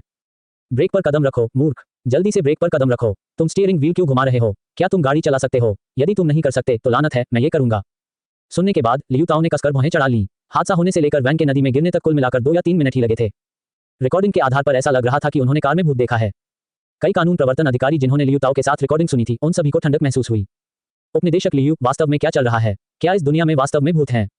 हाँ, उनकी आवाजें ऐसी लगती हैं जैसे उन्होंने सचमुच कुछ भयानक देखा हो। और 1 या 2 लोगों से गलती हो सकती है, लेकिन कार में मौजूद सभी 5 या 6 लोगों ने कहा कि उन्होंने भूत देखा है। लेकिन जब उन्हें बचाया गया तो इन पीड़ितों के अलावा कोई और नहीं था। क्या ये सचमुच भूतिया हो सकता है? लियू ताओ ने अपना मुंह खोला। दरअसल वह सभी को बताना चाहता था कि इस दुनिया में भूत होते हैं, लेकिन वह कह नहीं पाता था। वह केवल आह भरकर कह सका, विज्ञान पर विश्वास करो, शायद ये लोग नशे में थे, या हो सकता है कि वे ड्रग्स ले रहे हों। हालांकि जैसे ही उन्होंने बोलना समाप्त किया, शवों की जांच के प्रभारी डॉक्टर, फॉरेंसिक पैथोलॉजिस्ट अपने माथे से पसीना पोंछते हुए आगे बढ़े। उपनिदेशक लियू, मैंने प्रारंभिक निदान परीक्षा आयोजित की। कार में बैठे इन लोगों में से किसी का भी शराब पीने या नशीली दवाओं का सेवन करने जैसा कोई नकारात्मक व्यवहार नहीं था। मैंने अस्पताल में अपने सहकर्मियों से संपर्क किया और उनके मेडिकल रिकॉर्ड की जांच की। ऐसा लगता है कि उनमें से किसी को भी कोई बड़ी बीमारी नहीं थी, वे सभी बहुत स्वस्थ थे। इस बिंदु पर लियू ताओ को इसे समझाने का कोई कारण नहीं मिला और यहाँ तक कि उन्हें खुद पर संदेह होने लगा। क्या ऐसा हो सकता है कि इन लोगों का सचमुच किसी भूत से सामना हुआ हो? लेकिन मुझे ये रिपोर्ट कैसे लिखनी चाहिए? लियू ताओ को अपनी खोपड़ी में झुनझुनी महसूस हुई। उसने गोली अपने हाथ में उठाई और कहा, प्रगति पट्टी को थोड़ा और तेजी से आगे बढ़ाएं, शायद हमें कुछ और सुराग मिलें। ... ये लानत गुयांग केवल जब तक आपे पीने के लिए टोस्ट से इनकार करता है। वह निश्चित रूप से मर चुका है। मैं मिंग लौडा से उसे निपटान के लिए मुझे सौंपने के लिए कहने जा रही हूँ। समय आने पर मैं उसके हाथ की हड्डियों को एक एक करके तोड़ दूंगी। उद्धरण चिन्ह ... उद्धरण चिन्ह। जब रिकॉर्डिंग को थोड़ा और तेजी से आगे बढ़ाया गया तो कार में बैठे लोगों की गालियों की आवाज सीधे लियू ताओ और बाकी लोगों के कानों तक पहुंची। लियू ताओ चौंक गए क्योंकि उन्होंने एक बेहद परिचित नाम सुना, गुयांग। क्या ऐसा हो सकता है कि कार में बैठे उस आदमी का हाथ इस गुयांग ने तोड़ दिया हो? तो फिर क्या यह भयावह घटना गुयांग से संबंधित हो सकती है? यह ऐसा संयोग क्यों है कि इतने सारे मामलों के पीछे गुयांग की मौजूदगी है? क्या वास्तव में ऐसा इसलिए हो सकता है क्योंकि गुयांग स्वाभाविक रूप से बदकिस्मत है? भले ही लियू ताओ ने गुयांग पर संदेह को बार बार खारिज किया था, ये बस बहुत सारे संयोग हैं। अध्याय 164, 100% मेल। इस समय लियू ताओ को लगा कि उसका दिमाग उलझन में है, खासकर गुयांग की शक्ल से, जिसने उसे और भी भ्रमित कर दिया। तभी बहुत दूर से एक हलचल की आवाज आई। क्षमा करें श्रीमान, अनधिकृत कर्मियों को अंदर जाने की अनुमति नहीं है। अपनी आंखें खोलो और देखो, जब मैं प्रवर्तन ब्यूरो में कैप्टन था तब तुम बच्चे अभी तक इसमें शामिल भी नहीं हुए थे। रास्ते से अलग हटें, मैं मामले की जांच में आपके उपनिदेशक लियू की मदद करने के लिए यहाँ हूँ। लियू ताओ ने ऊपर देखा और देखा कि ली कयून और चू लिंगलिंग कुछ ही दूरी पर घेरे के बाहर दिखाई दे रहे थे, लेकिन उन्हें एक युवा सहयोगी ने रोक दिया जो अभी अभी शामिल हुआ था। लियू ताओ ने जल्दी से अपना हाथ लहराया, उन्हें अंदर आने दो, वे सभी हमारे अपने लोग हैं। युवा सहकर्मी ने अजीब तरह से अपना सिर खुजलाया और रास्ता बना लिया। मुझे क्षमा करें, मैं वास्तव में नया हूँ। ली कयून ने अपना कंधा थपथपाया। अच्छा काम करते रहो, भविष्य आप युवाओं का है। बोलने के बाद ली कयून ने चू लिंगलिंग को लियू ताओ के पक्ष में ले जाया। उन्होंने सबसे पहले घटनास्थल पर शवों को देखा। अंत में उनका ध्यान झांक जियाओदाओ की टूटी हुई कलाई पर गया और घाव को देखते हुए उन्होंने लियू ताओ से पूछा, कैसा है? अभी तक कोई निष्कर्ष? लियू ताओ ने सबसे पहले जवाब दिया, आप यहाँ क्यों हैं? यह मामला रात में नहीं हुआ और इसका ब्लैक नाइट बुचर से कोई लेना देना नहीं है, इसलिए मैं आपको अतिरिक्त भुगतान नहीं करूंगा। ली कयून ने अपनी आंखें सीधे उस पर घुमाई। तुम्हें देखो, तुम ऐसे लग रहे हो जैसे तुम पैसे के गड्ढे में गिरने वाले हो। मैं बस पास में ही खरीदारी कर रहा था, मैंने सुना कि यहाँ कुछ हुआ है और देखने के लिए आया। यह मत सोचो कि मैं विशेष रूप से तुम्हारी मदद करने आया हूँ। चलो मामले के बारे में बात करते हैं। लियू ताओ ने टैबलेट ली कयून को सौंप दिया और ली कयून और चू लिंगलिंग ने उनके बगल में अपना सिर एक साथ झुका लिया और रिकॉर्डिंग को ध्यान से सुना। सुनने के बाद ली कयून ने भौहें चढ़ा दी। ये फिर से गुयांग है। मुझे ऐसा क्यों लगता है कि आधे से अधिक मामले कुछ हद तक उससे संबंधित हैं। क्या ऐसा हो सकता है कि वह मृत्यु के देवता का पुनर्जन्म हो? लियू ताओ ने आह भरी और सिर हिलाया। मैं भी निश्चित नहीं हूँ, लेकिन ऐसा लगता है कि यह लड़का काफी बदकिस्मत है। चू लिंगलिंग वहां पहुंची, शवों के पास से उनके फोन ले लिए, अपने साथ ले गए लघु कंप्यूटर का उपयोग करके तुरंत आंतरिक स्टोरेज को क्रैक किया और संबंधित चैट रिकॉर्ड को पुनः प्राप्त किया। देखने के बाद उसने तुरंत कारण और प्रभाव स्पष्ट किया। मैंने जांच पूरी कर ली है। ये 6 लोग मिंग जियो के अधीन ठग हैं। मिंग जियो ने उन्हें गुयांग को 10 लाख में 70% शेयर खरीदने के अनुबंध पर हस्ताक्षर करने के लिए मजबूर करने का आदेश दिया था। चैट रिकॉर्ड में मिंग जियो ने उन्हें जो आदेश दिए थे उसके अनुसार अगर गुयांग सहमत नहीं होता तो उन्हें गुयांग को जबरन दूर ले जाना होता और उसकी देखभाल करनी होती जब तक कि वह सहमत न हो जाए। परिणाम भी स्पष्ट है, उन्होंने रास्ते में ही मिंग जियो को अपनी प्रगति के बारे में बताना शुरू कर दिया था। ये संबंधित चैट रिकॉर्ड हैं, आप देख सकते हैं। ये स्पष्ट है कि न केवल वे गुयांग को उकसाने के लिए आकर उसे परेशान करने में विफल रहे, बल्कि नेता झांग जियाओदाओ की कलाई भी गुयांग ने आसानी से तोड़ दी थी। उन्होंने मूल रूप से अपने हाथ की चोटों के इलाज के लिए पहले अस्पताल जाने की योजना बनाई थी, लेकिन अप्रत्याशित रूप से आधे रास्ते में ही दुर्घटना का शिकार हो गए। बड़े डेटा के युग में वास्तव में कोई रहस्य नहीं है। जैसे ही चू लिंगलिंग ने कार्रवाई की, उसने कारण और प्रभाव की स्पष्ट रूप से जांच की। दुर्भाग्य से उसे कार में प्रेतवाधित होने का वास्तविक कारण पता नहीं चला। ली कयून ने अपने हाथ में रखी गोली नीचे रख दी। उसकी आंखें तेज थीं और वह अपने सामने लियू ताओ और चू लिंगलिंग को ध्यान से देख रहा था। क्या मैं अपना एक अनुमान साझा कर सकता हूँ? लियू ताओ ने उस पर अपनी आंखें घुमाई। अगर तुम कहना चाहो तो कहो। क्या मैं किसी बड़े बांध या किसी चीज से तुम्हारा मुंह बंद कर दूंगा? ली कयून का इस समय लियू ताओ के साथ झगड़ा करने का कोई इरादा नहीं था, लेकिन उन्होंने शब्द दर शब्द कहा, मुझे संदेह है कि यह गुयांग संभवतः ब्लैक नाइट बुचर है। एक पल में उपस्थित सभी लोग स्तब्ध रह गए। लियू ताओ ने कसकर भौहें चढ़ाई। लेकिन मुझे आपको पहले बताना चाहिए था, मैंने गुयांग के संदेह को कई बार खारिज किया है। वह स्वयं 100% ब्लैक नाइट बुचर नहीं है। ली कयून ने अपना सिर हिलाया। लेकिन मेरे पास वर्तमान में ब्लैक नाइट बुचर के बारे में जो जानकारी है उसके आधार पर यह गुयांग 100% मेल खाता है। झांग जियाओदाओ की कलाई पर घाव को देखो। मिंग जियाओ को रिपोर्ट करते समय झांग जियाओदाओ ने जो स्थिति बताई उसे मिलाकर यह स्पष्ट है कि गुयांग ने उसकी कलाई पकड़ ली और जबरदस्ती उसे तोड़ दिया। मैं पूछना चाहता हूं कि क्या किसी सामान्य व्यक्ति में इतनी ताकत हो सकती है? क्या उनका स्वभाव इतना क्रूर हो सकता है? ये प्रश्न लियू ताओ के लिए एक रहस्योद्घाटन था। आम लोगों की तो बात ही छोड़िए, यहाँ तक कि अंतर्राष्ट्रीय स्तर पर मशहूर ताकतवर लोगों को भी ऐसा करना मुश्किल लगेगा। ली कयून फिर बोले, मरने से ठीक पहले इन लोगों का गुयांग के साथ संघर्ष हुआ था। गुयांग स्पष्ट रूप से सबसे बड़ा संदिग्ध है। इसके अलावा जिस तरह से इन लोगों की मौत हुई वह दरअसल इसलिए थी क्योंकि उन्होंने एक भूत देखा था और वे इतने डर गए थे कि उनका वाहन नियंत्रण खो बैठा और नदी में गिर गया, जिससे उनकी मौत हो गई। और ब्लैक नाइट बुचर के पास भूतों और राक्षसों से संबंधित क्षमताएं भी हैं। मत भूलो, ब्लैक नाइट बुचर ने एक बार वांग परिवार से शवों का नियंत्रण छीन लिया था। लियू ताओ मौके पर और भी अवाक थे। ली कईयून ने कहा, वांग जियाओयू की मृत्यु इसलिए हुई क्योंकि उसने गुयांग पर घात लगाने के लिए भूत भेजे थे, और वांग आन्या और वांग गुइफांग की मृत्यु भी इसलिए हुई क्योंकि उन्होंने गुयांग की जांच की थी। क्या यह एक संयोग नहीं है? इस समय चू लिंगलिंग, जो उनके बगल में थे, ने भी कहा, क्या आपने आज का लाइव स्ट्रीम देखा है? गुयांग ने nano targeted immune activation agent विकसित किया जो कैंसर को 100% ठीक कर सकता है, और उनकी फैक्ट्री पूरी तरह से स्वचालित फैक्ट्री है जिसे उन्होंने खुद डिजाइन और प्रोग्राम किया है। ये सुनने के बाद ली कईयून ने सिर हिलाया। ये सच है, लेकिन मैं ब्लैक नाइट बुचर की जांच में व्यस्त हूं, इसलिए मैंने लाइव स्ट्रीम ज्यादा नहीं देखा है। चू लिंगलिंग ने जारी रखा, मेरा ध्यान इस तथ्य पर अधिक है कि गुयांग ने पूरी स्वचालित फैक्ट्री की प्रोग्रामिंग और मैकेनिकल डिजाइन खुद ही पूरी की। क्या आपको पता है कि इसका क्या अर्थ है? यानी कंप्यूटर के क्षेत्र में भी उनकी उपलब्धियां असाधारण हैं। मत भूलिए, हमने पहले भी यह निष्कर्ष निकाला था कि ब्लैक नाइट बुचर के पास भी हैकिंग क्षमताएं मुझसे कम नहीं हैं। तीनों फिर चुप हो गए। इस चर्चा के आधार पर गुयांग और ब्लैक नाइट बुचर की प्रोफाइल आश्चर्यजनक रूप से इतनी अच्छी तरह से ओवरलैप हो गई। सामान्य लोगों से कहीं अधिक शारीरिक क्षमताएं, एक क्रूर हृदय, शीर्ष पायदान की नेटवर्क तकनीक और रहस्यमय यिन यांग गुप्त कला से युक्त। यदि एक या दो बिंदु संयोग थे तो संदेह के इतने सारे ओवरलैपिंग बिंदुओं को आसानी से नजरअंदाज नहीं किया जा सकता था। इस समय चू लिंगलिंग ने अपना लघु कंप्यूटर फिर से खोला, कुछ तस्वीरें निकाली और उन्हें लियू ताओ और ली कईयून को सौंप दिया। कुछ समय से मैं इन तस्वीरों में रून्स की सामग्री की जांच करने में व्यस्त हूं। इंटरनेट के माध्यम से मुझे यिन यांग गुप्त कला में कुशल एक और व्यक्ति मिला। रनों की उनकी व्याख्या के माध्यम से मुझे पता चला कि उस समय वांग आन्या द्वारा छोड़े गए रनों में 2 अतिरिक्त पैटर्न थे।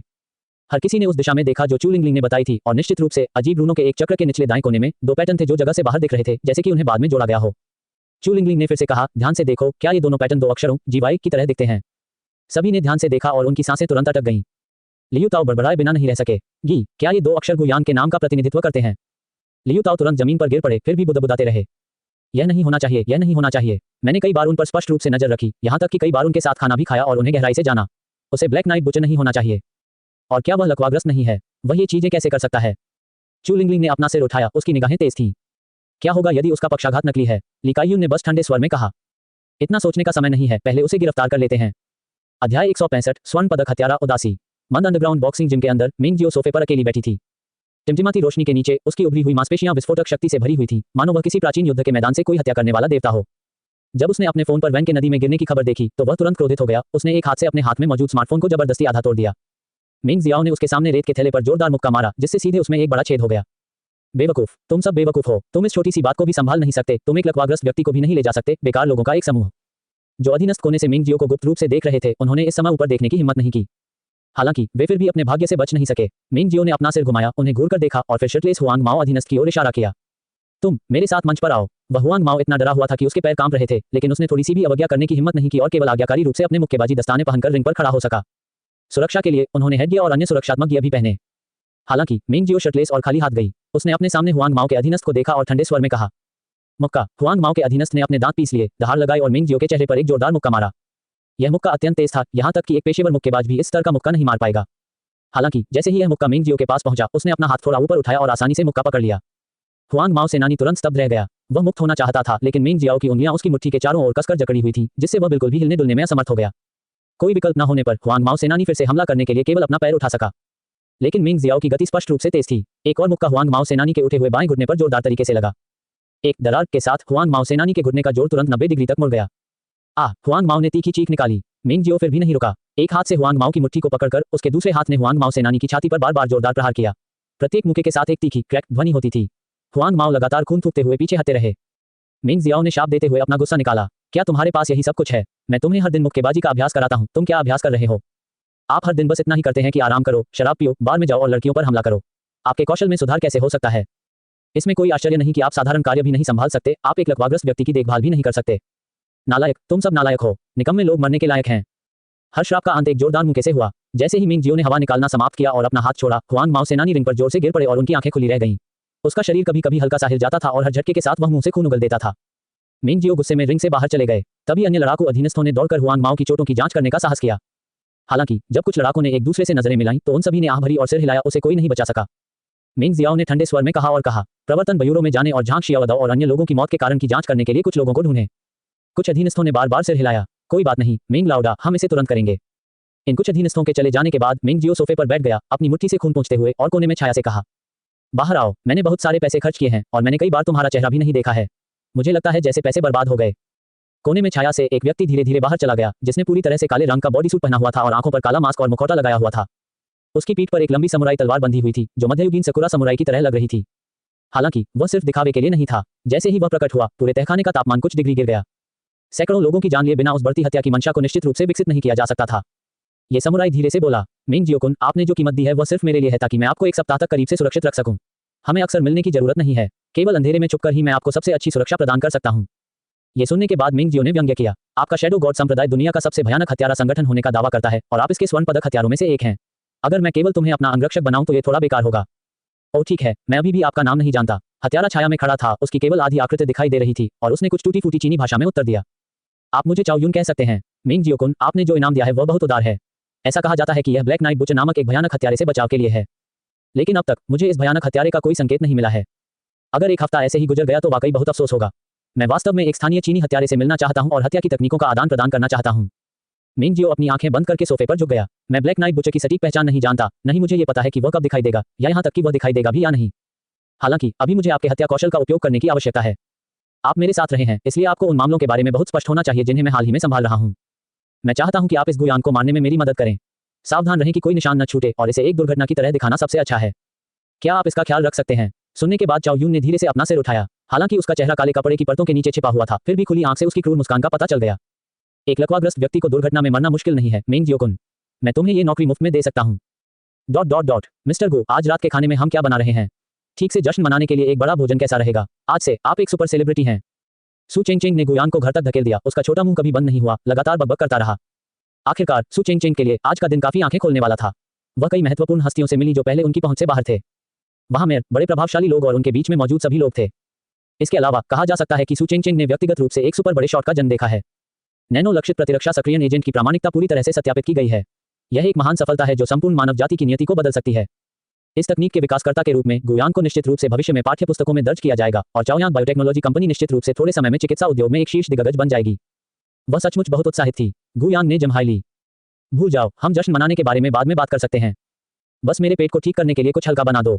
मैं आज थोड़ा थका हुआ हूं और ज्यादा भूख भी नहीं है। आप थोड़ा शांत होकर व्यवहार कर सकते हैं, अन्यथा जब मैं तुम्हें भविष्य में अपने साथ ले जाऊंगी तो यह एक गांव की लड़की के शहर आने जैसा होगा। सु चेंगचेंग ने चंचलतापूर्वक अपनी जीभ बाहर निकाली। ठीक है, मैं भी भविष्य में मिस्टर गो की तरह बनूंगा। जब माउंट ताई मेरे सामने गिर जाएगा तब भी शांत चेहरा रखूंगा। हा। घर लौटने के बाद गुयान ने अपनी व्हीलचेयर संभाली और जल्दी से शयन कक्ष में लेटने के लिए लौट आया। सतह पर वह अपनी आंखें बंद करके सोने की तैयारी कर रहा था, लेकिन वास्तव में गुयांग उसके दिमाग में अपने भविष्य की योजना बना रहा था। Nano targeted immune activation agent की सफलता ने उन्हें पहले ही प्रसिद्धि और धन दोनों दिला दिया था। वह वैसा व्यक्ति नहीं रहा जिसे पहले की तरह आसानी से बरगलाया जा सके।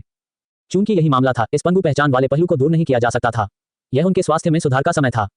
कुछ देर तक इस तरह लकवाग्रस्त होने का नाटक करते हुए व्हीलचेयर पर बैठना वास्तव में थोड़ा थका देने वाला था। हालांकि इस तरह अचानक बेहतर हो जाना थोड़ा अजीब होगा, जिससे ऐसा लगेगा जैसे वह पहले ऐसा दिखावा कर रहा था। उसे उचित कारण की आवश्यकता थी। गुयांग तुरंत एक विचार लेकर आए। चूंकि उन्होंने पहले ही कैंसर के इलाज के लिए एक विशिष्ट दवा विकसित कर ली थी, तो तंत्रिका क्षति के इलाज के लिए एक और विशिष्ट एजेंट क्यों नहीं विकसित किया? इस तरह वह अपना रुतबा फिर से बढ़ा सकता है और उसके पास अपने स्वास्थ्य को ठीक करने का उचित कारण भी हो सकता है। क्या यह एक पत्थर से दो शिकार करना नहीं होगा? अध्याय 166 अपर्याप्त साक्ष्य के बावजूद गिरफ्तारी।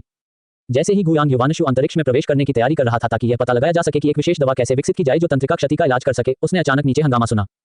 सु चेंगचेंग गुस्से से चिल्लाया, तुम क्या कर रहे हो? इतने सारे लोग बिना कुछ कहे किसी के घर में घुस आते हैं। ओह, ये तुम हो? क्या आप प्रवर्तन ब्यूरो के वह जासूस नहीं हैं? क्या यहाँ श्री गु के घर पर एक अपराधी को फिर से गिरफ्तार करने के लिए? लियू ताओ, ली कयून और चू लिंगलिंग प्रवर्तन ब्यूरो के एक दर्जन या उससे अधिक सहयोगियों के साथ एक के बाद एक गुयांग के घर में चले गए। उन्होंने चारों ओर देखा लेकिन गुयांग को नहीं देखा। उन्होंने देखा कि सु चेंगचेंग एक एप्रन पहने हुए और एक स्पैटुला पकड़कर उनका रास्ता रोक रहा था। जब लियू ताओ ने सु चेंगचेंग के सवाल सुने तो उन्हें एक पल के लिए थोड़ा अजीब लगा।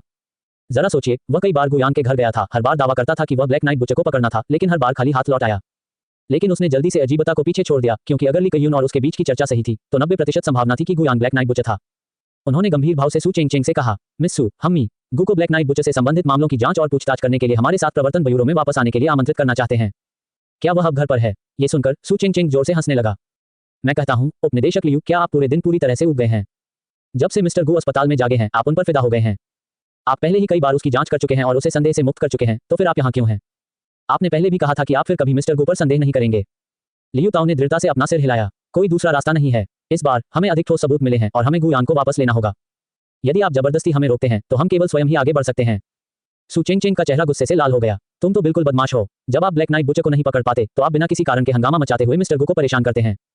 मेरी राय में ब्लैक नाइट बुच और मिस्टर गु दोनों ही समाज में आपकी तुलना में कहीं अधिक योगदान देते हैं। आप बिल्कुल घृणित हैं। मैं वास्तव में उस थोड़े से टैक्स के पैसे का दर्द महसूस करता हूं जो मैं हर महीने चुकाता हूं, केवल आप जैसे परेशान करने वाले बदमाशों के एक समूह का समर्थन करने के लिए। अब छोड़ दें, मिस्टर गु घर पर नहीं है और मुझे नहीं पता कि वह कब वापस आएंगे। सु चेंगचेंग गुस्से में थे और पूरी तरह से असहयोगी दिख रहे थे। हालांकि लियू ताओ ने सच्चाई का अनुमान लगाते हुए दरवाजे और डाइनिंग टेबल के पास जूतों को देखा। उन्होंने अपने पीछे मौजूद कई कानून प्रवर्तन अधिकारियों की ओर हाथ हिलाया। अंदर जाओ और खोजो। प्रवर्तन ब्यूरो के सहयोगी तुरंत घर में पहुंचे। सु चेंग उन्हें रोक नहीं सके। तभी गु यांग अपनी इलेक्ट्रिक व्हीलचेयर को नियंत्रित करते हुए दूसरी मंजिल पर रेलिंग के पास दिखाई दिया। नीचे लोगों की ओर देखते हुए उन्होंने कहा, ओह लियू, अगर आप मेरे घर पर रात के खाने के लिए आना चाहते हैं तो इतने सारे लोगों को लाने की कोई जरूरत नहीं है, ठीक है? क्या हमने पहले एक साथ खाने पीने का अच्छा समय नहीं बिताया था? आप इतनी जल्दी दुश्मनी कैसे कर सकते हैं? गु यांग की बातें सुनकर लियू ताओ को अपने दिल में झिझक महसूस हुई। उसे अब भी गु यांग की वह भव्य महत्वाकांक्षाएं याद हैं जो उन्होंने तब प्रकट की थी जब वे एक साथ शराब पीते थे और बातें करते थे। ये स्पष्ट रूप से उच्च आकांक्षाओं वाला एक उत्कृष्ट युवक था, तो वह वास्तव में ब्लैक नाइट बुचर कैसे हो सकता है? लेकिन जब उसने पीछे मुड़कर ली कयून और चू लिंगलिंग पर नजर डाली तो उसने अपने दांत पीस लिए और अपने पिछले संदेह की पुष्टि कर दी। उसने गु यांग की ओर देखा और कहा, मिस्टर गु, हमने कई सुरागों की तुलना की है और मानते हैं कि आपके और ब्लैक नाइट बुचर के बीच एक महत्वपूर्ण संबंध होना चाहिए। इसलिए हमें आपको जांच में सहायता के लिए प्रवर्तन ब्यूरो में लौटने के लिए कहना चाहिए। चिंता मत करो, अगर जांच में साबित हुआ कि तुम निर्दोष हो तो हम माफी मांगेंगे और तुम्हें वापस ले आएंगे। लियू ताओ और ली कयून ने शुरू से ही यही योजना बनाई थी। जब तक वे गु यांग को प्रवर्तन ब्यूरो में वापस लाए, उसे 24 घंटे तक लगातार निगरानी में रखा और फिर उससे गहन पूछताछ की। उन्हें डर नहीं था कि वह कोई दोष प्रकट नहीं करेगा। ठोस सबूत के बिना वे उसे 3 दिनों तक जबरन हिरासत में रख सकते थे। इन 3 दिनों के भीतर विभिन्न परीक्षणों के माध्यम से वे ये भी निर्धारित कर सकते हैं कि गु यांग का पक्षाघात नकली था या नहीं। एक जांच से ही सच्चाई का पता चल जाएगा। गु यांग विला में बने छोटे लिफ्ट को पहली मंजिल तक ले गया। धीरे धीरे अपनी व्हीलचेयर को लियू ताओ की ओर बढ़ाया। ली कयून और उसके बगल में चू लिंगलिंग पर नजर डाली, मुस्कुराया, अभिवादन में सिर हिलाया और कहा, यदि आप मुझे ले जा रहे हैं तो आपको कम से कम मुझे अपना कारण बताना होगा, है ना? आपको मेरे और ब्लैक नाइट बुचर के बीच क्या समानताएं हैं, इसके बारे में भी थोड़ा सा सबूत देना होगा, है ना? लियू ताओ ने बात नहीं की। ली कयून ने आगे बढ़कर सीधे समझाया, सबसे पहले मिस्टर गु, हालांकि आप वर्तमान में लकवाग्रस्त होने का दावा करते हैं, आपकी शारीरिक स्थिति एक सामान्य व्यक्ति से कहीं अधिक है ना? आज झांग जियाओदाओ आपको परेशान करने के लिए लोगों को लाया और आपने केवल एक चाल से झांग शियाओदाओ की बांह की हड्डी तोड़ दी। एक सामान्य व्यक्ति ऐसा नहीं कर सकता, क्या वे ऐसा कर सकते हैं? सुनने के बाद गु यांग ने सिर हिलाया। दरअसल मैं निर्माण स्थलों पर ईंटें चलाता था, इसलिए मेरे हाथ की ताकत थोड़ी अधिक है। झांग शियाओदाओ की हड्डियां भी बहुत नाजुक थीं। मुझे वास्तव में उसकी हड्डी टूटने की उम्मीद नहीं थी। हालांकि उस समय की परिस्थितियों को देखते हुए उसने पहले ही मुझ पर चाकू तान दिया था, इसलिए मुझे निश्चित रूप से आत्मरक्षा में काम करने वाला माना जाना चाहिए। ली कयून ने सिर हिलाया। वास्तव में यदि मामला यही समाप्त हो जाता है तो आपको आत्मरक्षा में कार्य करने वाला माना जाना चाहिए। हालांकि झांग जियाओदाओ और उनके समूह की वापस लौटते समय एक कार दुर्घटना हो गई और वे नदी में गिर गए, जहां वे सभी डूब गए। ये कहते हुए ली कयून गु यांग की आंखों में लगातार घूरता रहा और कमजोरी ढूंढने की कोशिश करता रहा। हालांकि गु यांग शांत रहे। तो क्या हुआ अगर वह मर गया? इस दुनिया में हर सेकंड लोग मरते हैं। क्या उसकी मौत यह साबित करती है कि मैं ब्लैक नाइट बुचर हूं? ली कयून ने अपना सिर हिलाया। यह साबित नहीं होता है, लेकिन झांग शियाओदाओ की कलाई तोड़ने की आपकी कार्रवाई ने पहले ही साबित कर दिया है कि आपके पास ब्लैक नाइट बुचर की तरह असाधारण शारीरिक क्षमताएं हैं। दूसरे, आप झांग जियाओदाओ और अन्य की मौतों में एक प्रमुख संदिग्ध हैं और उनकी मौतों का तरीका भी ब्लैक नाइट बुचर द्वारा नियंत्रित क्षमताओं के साथ कुछ हद तक मेल खाता है। गु यांग ने धैर्यपूर्वक सुना और मुस्कुराते हुए उत्तर दिया। और फिर ली कयून ने जारी रखा, हमारी जानकारी के अनुसार श्री गु की बायोटेक कंपनी की पूरी तरह से स्वचालित उत्पादन लाइन पूरी तरह से आपके द्वारा ही डिजाइन की गई थी। इसलिए मिस्टर गु, आपके पास भी अत्यंत उच्च स्तरीय नेटवर्क तकनीक होनी चाहिए, है ना? गु यांग ने सिर हिलाया। ये सही है, जब मेरे पास करने को कुछ नहीं होता तो मैं कंप्यूटर से संबंधित कुछ किताबें पढ़ता हूं और थोड़ा बहुत समझता हूं। ली कयून ने फिर कहा, यह बिल्कुल संयोग है, ब्लैक नाइट बुचर के पास भी मिस्टर गु की तरह ही असाधारण हैकिंग कौशल है। ये शब्द सुनकर गु यांग हंसे। अब मैं समझ गया कैप्टन ली, आपको मुख्य रूप से मुझ पर संदेह है क्योंकि मैं ब्लैक नाइट बुचर की तरह कंप्यूटर प्रौद्योगिकी के बारे में थोड़ा बहुत जानता हूं और मेरी शारीरिक स्थिति खराब नहीं है ना? क्या ये कुछ ज्यादा ही जल्दबाजी नहीं है? ऐसे बहुत से लोग होने चाहिए जो कंप्यूटर तकनीक जानते हों और जिनकी शारीरिक स्थिति अच्छी हो। चू लिंगलिंग ने फिर अपना कंप्यूटर खोला और एक तस्वीर दिखाई। यह एक महत्वपूर्ण सुराग है। वांग आन्या और अन्य ने ब्लैक नाइट बुचर द्वारा मारे जाने से पहले हमें छोड़ दिया था। क्या ये 2 अक्षर गी आपके नाम का संक्षिप्त रूप नहीं है? एक नजर देखने के बाद गु यांग जोर से हंसने लगा। कृपया मिस चू, यदि आप सबूत पेश करने जा रही हैं तो कम से कम कुछ सभ्य पेश करें। इन टेढ़े मेढ़े अक्षरों और उनके आगे अजीब रूनों का क्या मतलब है? इसे एक तरफ रखते हुए आइए मान लें कि ये दोनों अक्षर गी हैं। क्या इसका मतलब यह है कि यह केवल मेरा प्रतिनिधित्व कर सकता है? गुवान यू के लिए पिनेइन भी गी से शुरू होता है। क्या आप लॉर्ड गुवान को आमंत्रित करके उससे पूछेंगे कि क्या वह ब्लैक नाइट बुचर है? चू लिंगलिंग, लियू ताओ और अन्य लोग एक पल के लिए अवाक रह गए। वास्तव में वे अच्छी तरह से जानते थे कि उनके पास जो सबूत हैं वे बहुत सीमित हैं, लेकिन इस समय वे किसी और चीज पर विचार करने का जोखिम नहीं उठा सकते थे। लियू ताओ ने आह भरी गु यांग की ओर देखा और कहा, भाई गु यांग, कृपया सहयोग करें, ये सभी के लिए अच्छा होगा। हालांकि उन्होंने ये कहा, आसपास के कानून प्रवर्तन अधिकारियों ने पहले ही उन्हें घेर लिया था, जिससे स्पष्ट रूप से संकेत मिलता है कि अगर गु यांग असहमत होंगे तो भी वे उन्हें जबरन ले जाएंगे। गु यांग ने बेबसी से कंधे उचकाए। ठीक है, मामलों को संभालने में प्रवर्तन ब्यूरो के साथ सहयोग करना वास्तव में हम सामान्य नागरिकों का कर्तव्य है। लेकिन क्या मैं अपना रात्रि भोजन पहले खत्म कर सकता हूं? मुझे थोड़ी भूख लगी है। लियू ताओ की अभिव्यक्ति गंभीर थी और उन्होंने कोई दया नहीं दिखाई। नहीं, तुम्हें तुरंत चले जाना चाहिए। अध्याय 167 क्योंगमेंग संस्थापक युआन नियांतांग। किसी अज्ञात कारण से इस बार इस पर चर्चा करने के बाद लियू ताओ, ली कयून और सु चेंग सभी को लगा कि उनसे पहले का गु यांग ब्लैक नाइट बुचर के समान था। वे अब थोड़ा सा भी समय बर्बाद करने को तैयार नहीं थे, क्योंकि ब्लैक नाइट बुचर के अस्तित्व में प्रत्येक अतिरिक्त दिन के लिए एक और व्यक्ति की मृत्यु हो जाती थी और इसी तरह उन्हें जो अपमान महसूस होता था वह एक और दिन तक बना रहता था। गु यांग की अभिव्यक्ति भी धीरे धीरे ठंडी हो गई। इस समय उसके दिल के भीतर का विश्वास थोड़ा सा डगमगा गया। क्या वह, जो हमेशा बुराई को दंडित करने के लिए दृढ़ था, कुछ ज्यादा ही पांडित्यपूर्ण था? अगर उसने इन लोगों से पहले ही निपट लिया होता तो शायद इतनी परेशानी नहीं होती। हालांकि विभिन्न संदेहों का सामना करते हुए गु यांग को बिल्कुल भी डर नहीं लगा। तो क्या हुआ अगर वह गिरफ्तार हो गया? बिना ठोस सबूत के क्या उन्हें कुछ दिनों बाद उसे रिहा नहीं करना पड़ेगा? इसके अलावा अगर वह किसी को मारना चाहता था तो जेल में बंद होने की बात तो दूर, भले ही उसके हाथ और पैर पूरी तरह से बंधे हों, घोस्ट शैडो बॉडी को जन्म लेने और कार्य करने से रोकना असंभव होगा। उस समय जेल में फंसकर निगरानी में वह 1 या 2 और लोगों की हत्या कर सकता था। क्या अब भी उसे अपना नाम साफ ना होने का डर रहेगा? उसने एक गहरी सांस ली, अपने दिल में बुरे विचारों को दबा दिया और शांति से सू चेंग को अपने पास बुलाया। मुझे जैकेट दिलाने में मदद करो। सू चेंग तुरंत एक जैकेट लाया और धीरे से उसे गुयांग के ऊपर डाल दिया और दृढ़ आंखों से कहा, श्रीमान गु, मैं तुम्हारे साथ चलूंगा। गुयांग ने मुस्कुराते हुए उसकी ओर देखा। मैं इस बार जेल जा रहा हूँ, तुम पीछा क्यों कर रहे हो? सू चेंग बिल्कुल भी नहीं डरी और उसने लियू ताओ और अन्य लोगों को फिर से घूर कर देखा। भले ही वह जेल जा रहा हो, मिस्टर गु को उसकी देखभाल के लिए किसी की जरूरत है। लियू ताओ ने आधिकारिक प्रसारण किया, मिस सू, मुझे डर है कि ऐसा नहीं होगा। जेल क्षेत्र ऐसी जगह नहीं है जहां कोई भी पहुंच सके। मेरी राय में आपको घर पर ही इंतजार करना चाहिए। सू चेंग ने अपनी मुट्ठियां भींच लीं। उसने ये भी चाहा कि वह भी लियू ताओ के चेहरे पर मुक्का मार सके, लेकिन गुयांग के लिए परेशानी पैदा करने से बचने के लिए वह केवल गुस्से में शाप दे सकती थी। मुझे वास्तव में आपको उस समय घर पर खाने के लिए आमंत्रित नहीं करना चाहिए था। इसे कुत्ते को खिलाना बेहतर होता। दृढ़ता से अपना मन बना लेने के बाद लियू ताओ और अन्य लोगों ने सू चेंग के शापों को नजरअंदाज कर दिया और सीधे गुयांग को दरवाजे की ओर धकेल दिया। इस अवसर का लाभ उठाते हुए लियू ताओ ने गुयांग के पैरों की सावधानीपूर्वक जांच की। उन्हें देखते ही उसकी भौं तुरंत सिकुड़ गई। गुयांग के पैर किसी सामान्य व्यक्ति से अलग नहीं दिखते थे, लेकिन यही सबसे बड़ी समस्या थी। एक लकवाग्रस्त व्यक्ति के रूप में भले ही गुयांग व्यायाम के माध्यम से अपने ऊपरी शरीर के शारीरिक कार्यों को बनाए रख सके, लेकिन उसके पैरों को बिल्कुल भी बनाए नहीं रखा जा सकता था। सामान्य परिस्थितियों में ये पैर धीरे धीरे बेकार हो जाएंगे। हालांकि गुयांग के पैरों में बर्बाद होने का कोई संकेत नहीं दिखा, इसके बजाय वे कुछ हद तक मजबूत दिखे। वह पूछने से खुद को नहीं रोक सका, श्रीमान गु, क्या तुम्हारे पैर सचमुच बेकार हैं? वे मुझे बहुत स्वस्थ दिखते हैं। गुयांग अपनी व्हीलचेयर पर पीछे की ओर झुक गया और बेपरवाह लग रहा था। अगर स्वस्थ दिखने का मतलब वास्तव में स्वस्थ होना है तो शायद अस्पतालों की आवश्यकता नहीं होती। जब लोग अस्वस्थ महसूस करते हैं तो वे बस एक दूसरे को देख सकते हैं और देख सकते हैं कि क्या वे स्वस्थ दिखते हैं, है ना? लियू ताओ ने और कुछ नहीं कहा। इस समय एक लंबा वाणिज्यिक वाहन सीधे गुयांग के घर के प्रवेश द्वार पर रुका। इस कमर्शियल वाहन की लाइसेंस प्लेट को काले कपड़े से ढका गया था। साफ था कि कार में बैठा शख्स या तो अमीर था या ताकतवर। शार्प सूट पहने 2 युवक कार का दरवाजा खोलकर सबसे पहले बाहर निकले। वे संभवतः अंगरक्षक या ड्राइवर थे। फिर दोनों ने सम्मानपूर्वक वाणिज्यिक वाहन का साइड का दरवाजा खोला और काले रंग की लंबी पोशाक पहने लंबे काले बालों वाली एक महिला धीरे धीरे कार से बाहर निकली। वह शायद 20 साल की थी, लेकिन उसके पास पहले से ही एक ऐसे व्यक्ति का अधिकार था जो लंबे समय से एक उच्च पद पर था। उसके बर्फ से ठंडे चेहरे ने बस अपने सामने मौजूद लोगों को देखा, जिससे हर किसी की रीढ़ में सिहरन दौड़ गई। इस महिला ने गुयांग पर जो पहली छाप छोड़ी वह एक पिशाच राजकुमारी की तरह ठंडी सुंदरता, कठोरता और बड़प्पन की थी। कार से बाहर निकलने के बाद महिला की नजर सीधे गुयांग पर टिकी, जो व्हीलचेयर पर बैठी थी। वह गुयांग की ओर हल्के कदमों से चली और धीरे से पूछा, क्या आप मिस्टर गुयांग हैं? उसकी आवाज उसकी शक्ल से बिल्कुल विपरीत थी। हालांकि यह ठंडा और कठोर था, फिर भी इसमें मिठास की झलक थी। गुयांग ने सिर हिलाया, ये सही है, मैं हूं। और आप हैं? महिला ने तुरंत अपना परिचय दिया, मैं युआन कियानिकू की बेटी हूं। मेरा नाम युआन नियांतांग है। श्री गु को धन्यवाद, मेरे पिता मूल रूप से ठीक हो गए हैं। आज घर लौटने के बाद उन्होंने अस्वाभाविक रूप से चावल के 2 बड़े कटोरे खाए और तब से गहरी नींद सो रहे हैं। मेरे पिता की जान बचाने के लिए मिस्टर गु को धन्यवाद देने के लिए मैं विशेष रूप से मिलने आया हूं और कुछ छोटे उपहार लाया हूं। उसके बोलने के बाद उसके बगल के 2 अंगरक्षकों ने तुरंत कार के पीछे से 2 बड़े बक्से ले लिए। जैसे ही बक्से को गुयांग के सामने लाया गया, उसे शराब की ताजा सुगंध महसूस हुई। खुशबू और पैकेजिंग दोनों से पता चला कि यह निश्चित रूप से कोई साधारण शराब नहीं थी। गुयांग ने चुपचाप अपने लिए युआन नियांतांग नाम दोहराया। उसका दिमाग दौड़ गया और उसे तुरंत किसी की याद आ गई। आखिरकार शहर में व्यवसाय करने के लिए गुयांग ने स्वाभाविक रूप से पहले से ही तियानिक्सिन शहर में बड़े और छोटे उद्यमों और उद्यमियों पर शोध किया था और युआन नियांतांग का नाम उनमें से एक था। उन्होंने सुना था कि इस महिला को बचपन से ही वाइन कल्चर में असाधारण रुचि थी। 16 साल की उम्र में उन्होंने व्यक्तिगत रूप से एक सफेद वाइन बनाई जिसने देश भर के वाइन पारखियों को मंत्रमुग्ध कर दिया। बाद में उसने तुरंत अपना खुद का व्हाइट वाइन ब्रांड स्थापित किया जिसका नाम क्यूओंग मिंग रखा गया। क्यूओंग मिंग तेजी से आगे बढ़ा, क्रमिक रूप से कई श्रृंखलाएं विकसित की जिनमें से सभी की अत्यधिक प्रशंसा की गई। अब इसे देश की शीर्ष 3 व्हाइट वाइन कंपनियों में से एक माना जाता है। युआन नियांतांग ने परिचय दिया, ये शीर्ष श्रेणी की मूल मैश वाइन है जिसे मैंने व्यक्तिगत रूप से बनाया है। हालांकि यह कोई विशेष मूल्यवान चीज नहीं है, फिर भी यह मेरे ईमानदार इरादों का प्रतिनिधित्व करता है। मुझे आशा है कि मिस्टर गु इसे स्वीकार करेंगे। शराब की इन 2 बोतलों की उत्पत्ति के बारे में सुनकर गुयांग की आंखें और भी चौड़ी हो गईं। युआन नियांतांग ने इतने बड़े सफेद शराब व्यवसाय साम्राज्य की स्थापना की थी और उसके प्रशंसकों की कभी कमी नहीं थी। शराब की ये 2 बोतलें उसके द्वारा व्यक्तिगत रूप से बनाई गई थी और क्यूओंग मिंग लेबल के साथ वे नीलामी में आसानी से लाखों में प्राप्त कर सकते थे। उसने यह उम्मीद नहीं की थी कि उन्हें इस तरह से उन्हें दिया जाएगा। गुयांग धीरे से मुस्कुराया। उन्होंने मना नहीं किया और सीधे शराब की 2 पेटी स्वीकार करने के लिए अपने हाथ बढ़ाए और मुस्कुराते हुए युआन नियांतांग को जवाब दिया, शराब की ये 2 बोतलें बहुत कीमती हैं। इनका स्वाद लेना मेरे लिए सौभाग्य की बात है। जहां तक श्री युआन को बचाने की बात है, यह उनकी कई वर्षों की ईमानदार आधिकारिकता और लोगों को लाभ पहुंचाने से अर्जित सौभाग्य था। यदि कुछ भी हो तो मुझे ये कहना चाहिए कि मैं इसका ऋणी श्री युआन का हूं। यदि उसने व्यक्तिगत रूप से मेरे लिए गवाही नहीं दी होती तो मेरे अन्याय को दूर करना वास्तव में असंभव होता, भले ही मैं पीली नदी में कूद जाऊं। युआन नियांतांग ने स्वाभाविक रूप से घटनास्थल पर जो कुछ भी हुआ उसे सुना था और कुछ अफसोस महसूस किया था। यह कितना दुखद था कि गुयांग जैसे प्रतिभाशाली व्यक्ति को ऑनलाइन प्रतिक्रिया ने लगभग कुचल दिया था। युआन नियांतांग ने फिर से बात की, फिर भी मेरे पिता की जान मिस्टर गु द्वारा बचाई गई।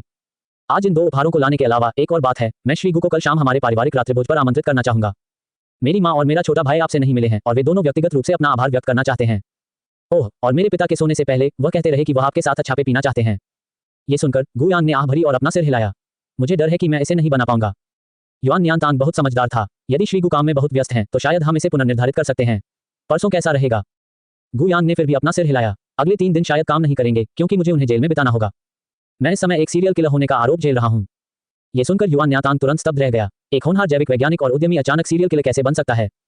इससे उसका दिमाग एक पल के लिए लगभग ठिठक गया। इसके विपरीत लियू ताओ और उसके बगल के अन्य लोगों को सिरदर्द महसूस हुआ। परेशानी, अध्याय 168, तुम्हें उसे छूने का कोई अधिकार नहीं है। युआन न्यातांग स्वाभाविक रूप से ठंडी थी, लेकिन जब उसने गुयांग से बात की तो उसकी आवाज में अभी भी गर्मजोशी का संकेत था। हालांकि जब उसने लियू ताओ और अन्य लोगों की ओर देखा तो उसके स्वर में गर्मजोशी का आखिरी निशान गायब हो गया। क्या आप प्रवर्तन ब्यूरो के कर्मचारी हैं? लियू ताओ तुरंत आगे बढ़े और उत्तर दिया। हाँ, युआन मिस, मैं प्रवर्तन ब्यूरो का उपनिदेशक लियू ताओ हूँ और ये प्रवर्तन ब्यूरो से मेरे सहयोगी हैं। जब युआन न्यातांग ने उसकी ओर देखा तो उसकी निगाहें ठंडी थीं।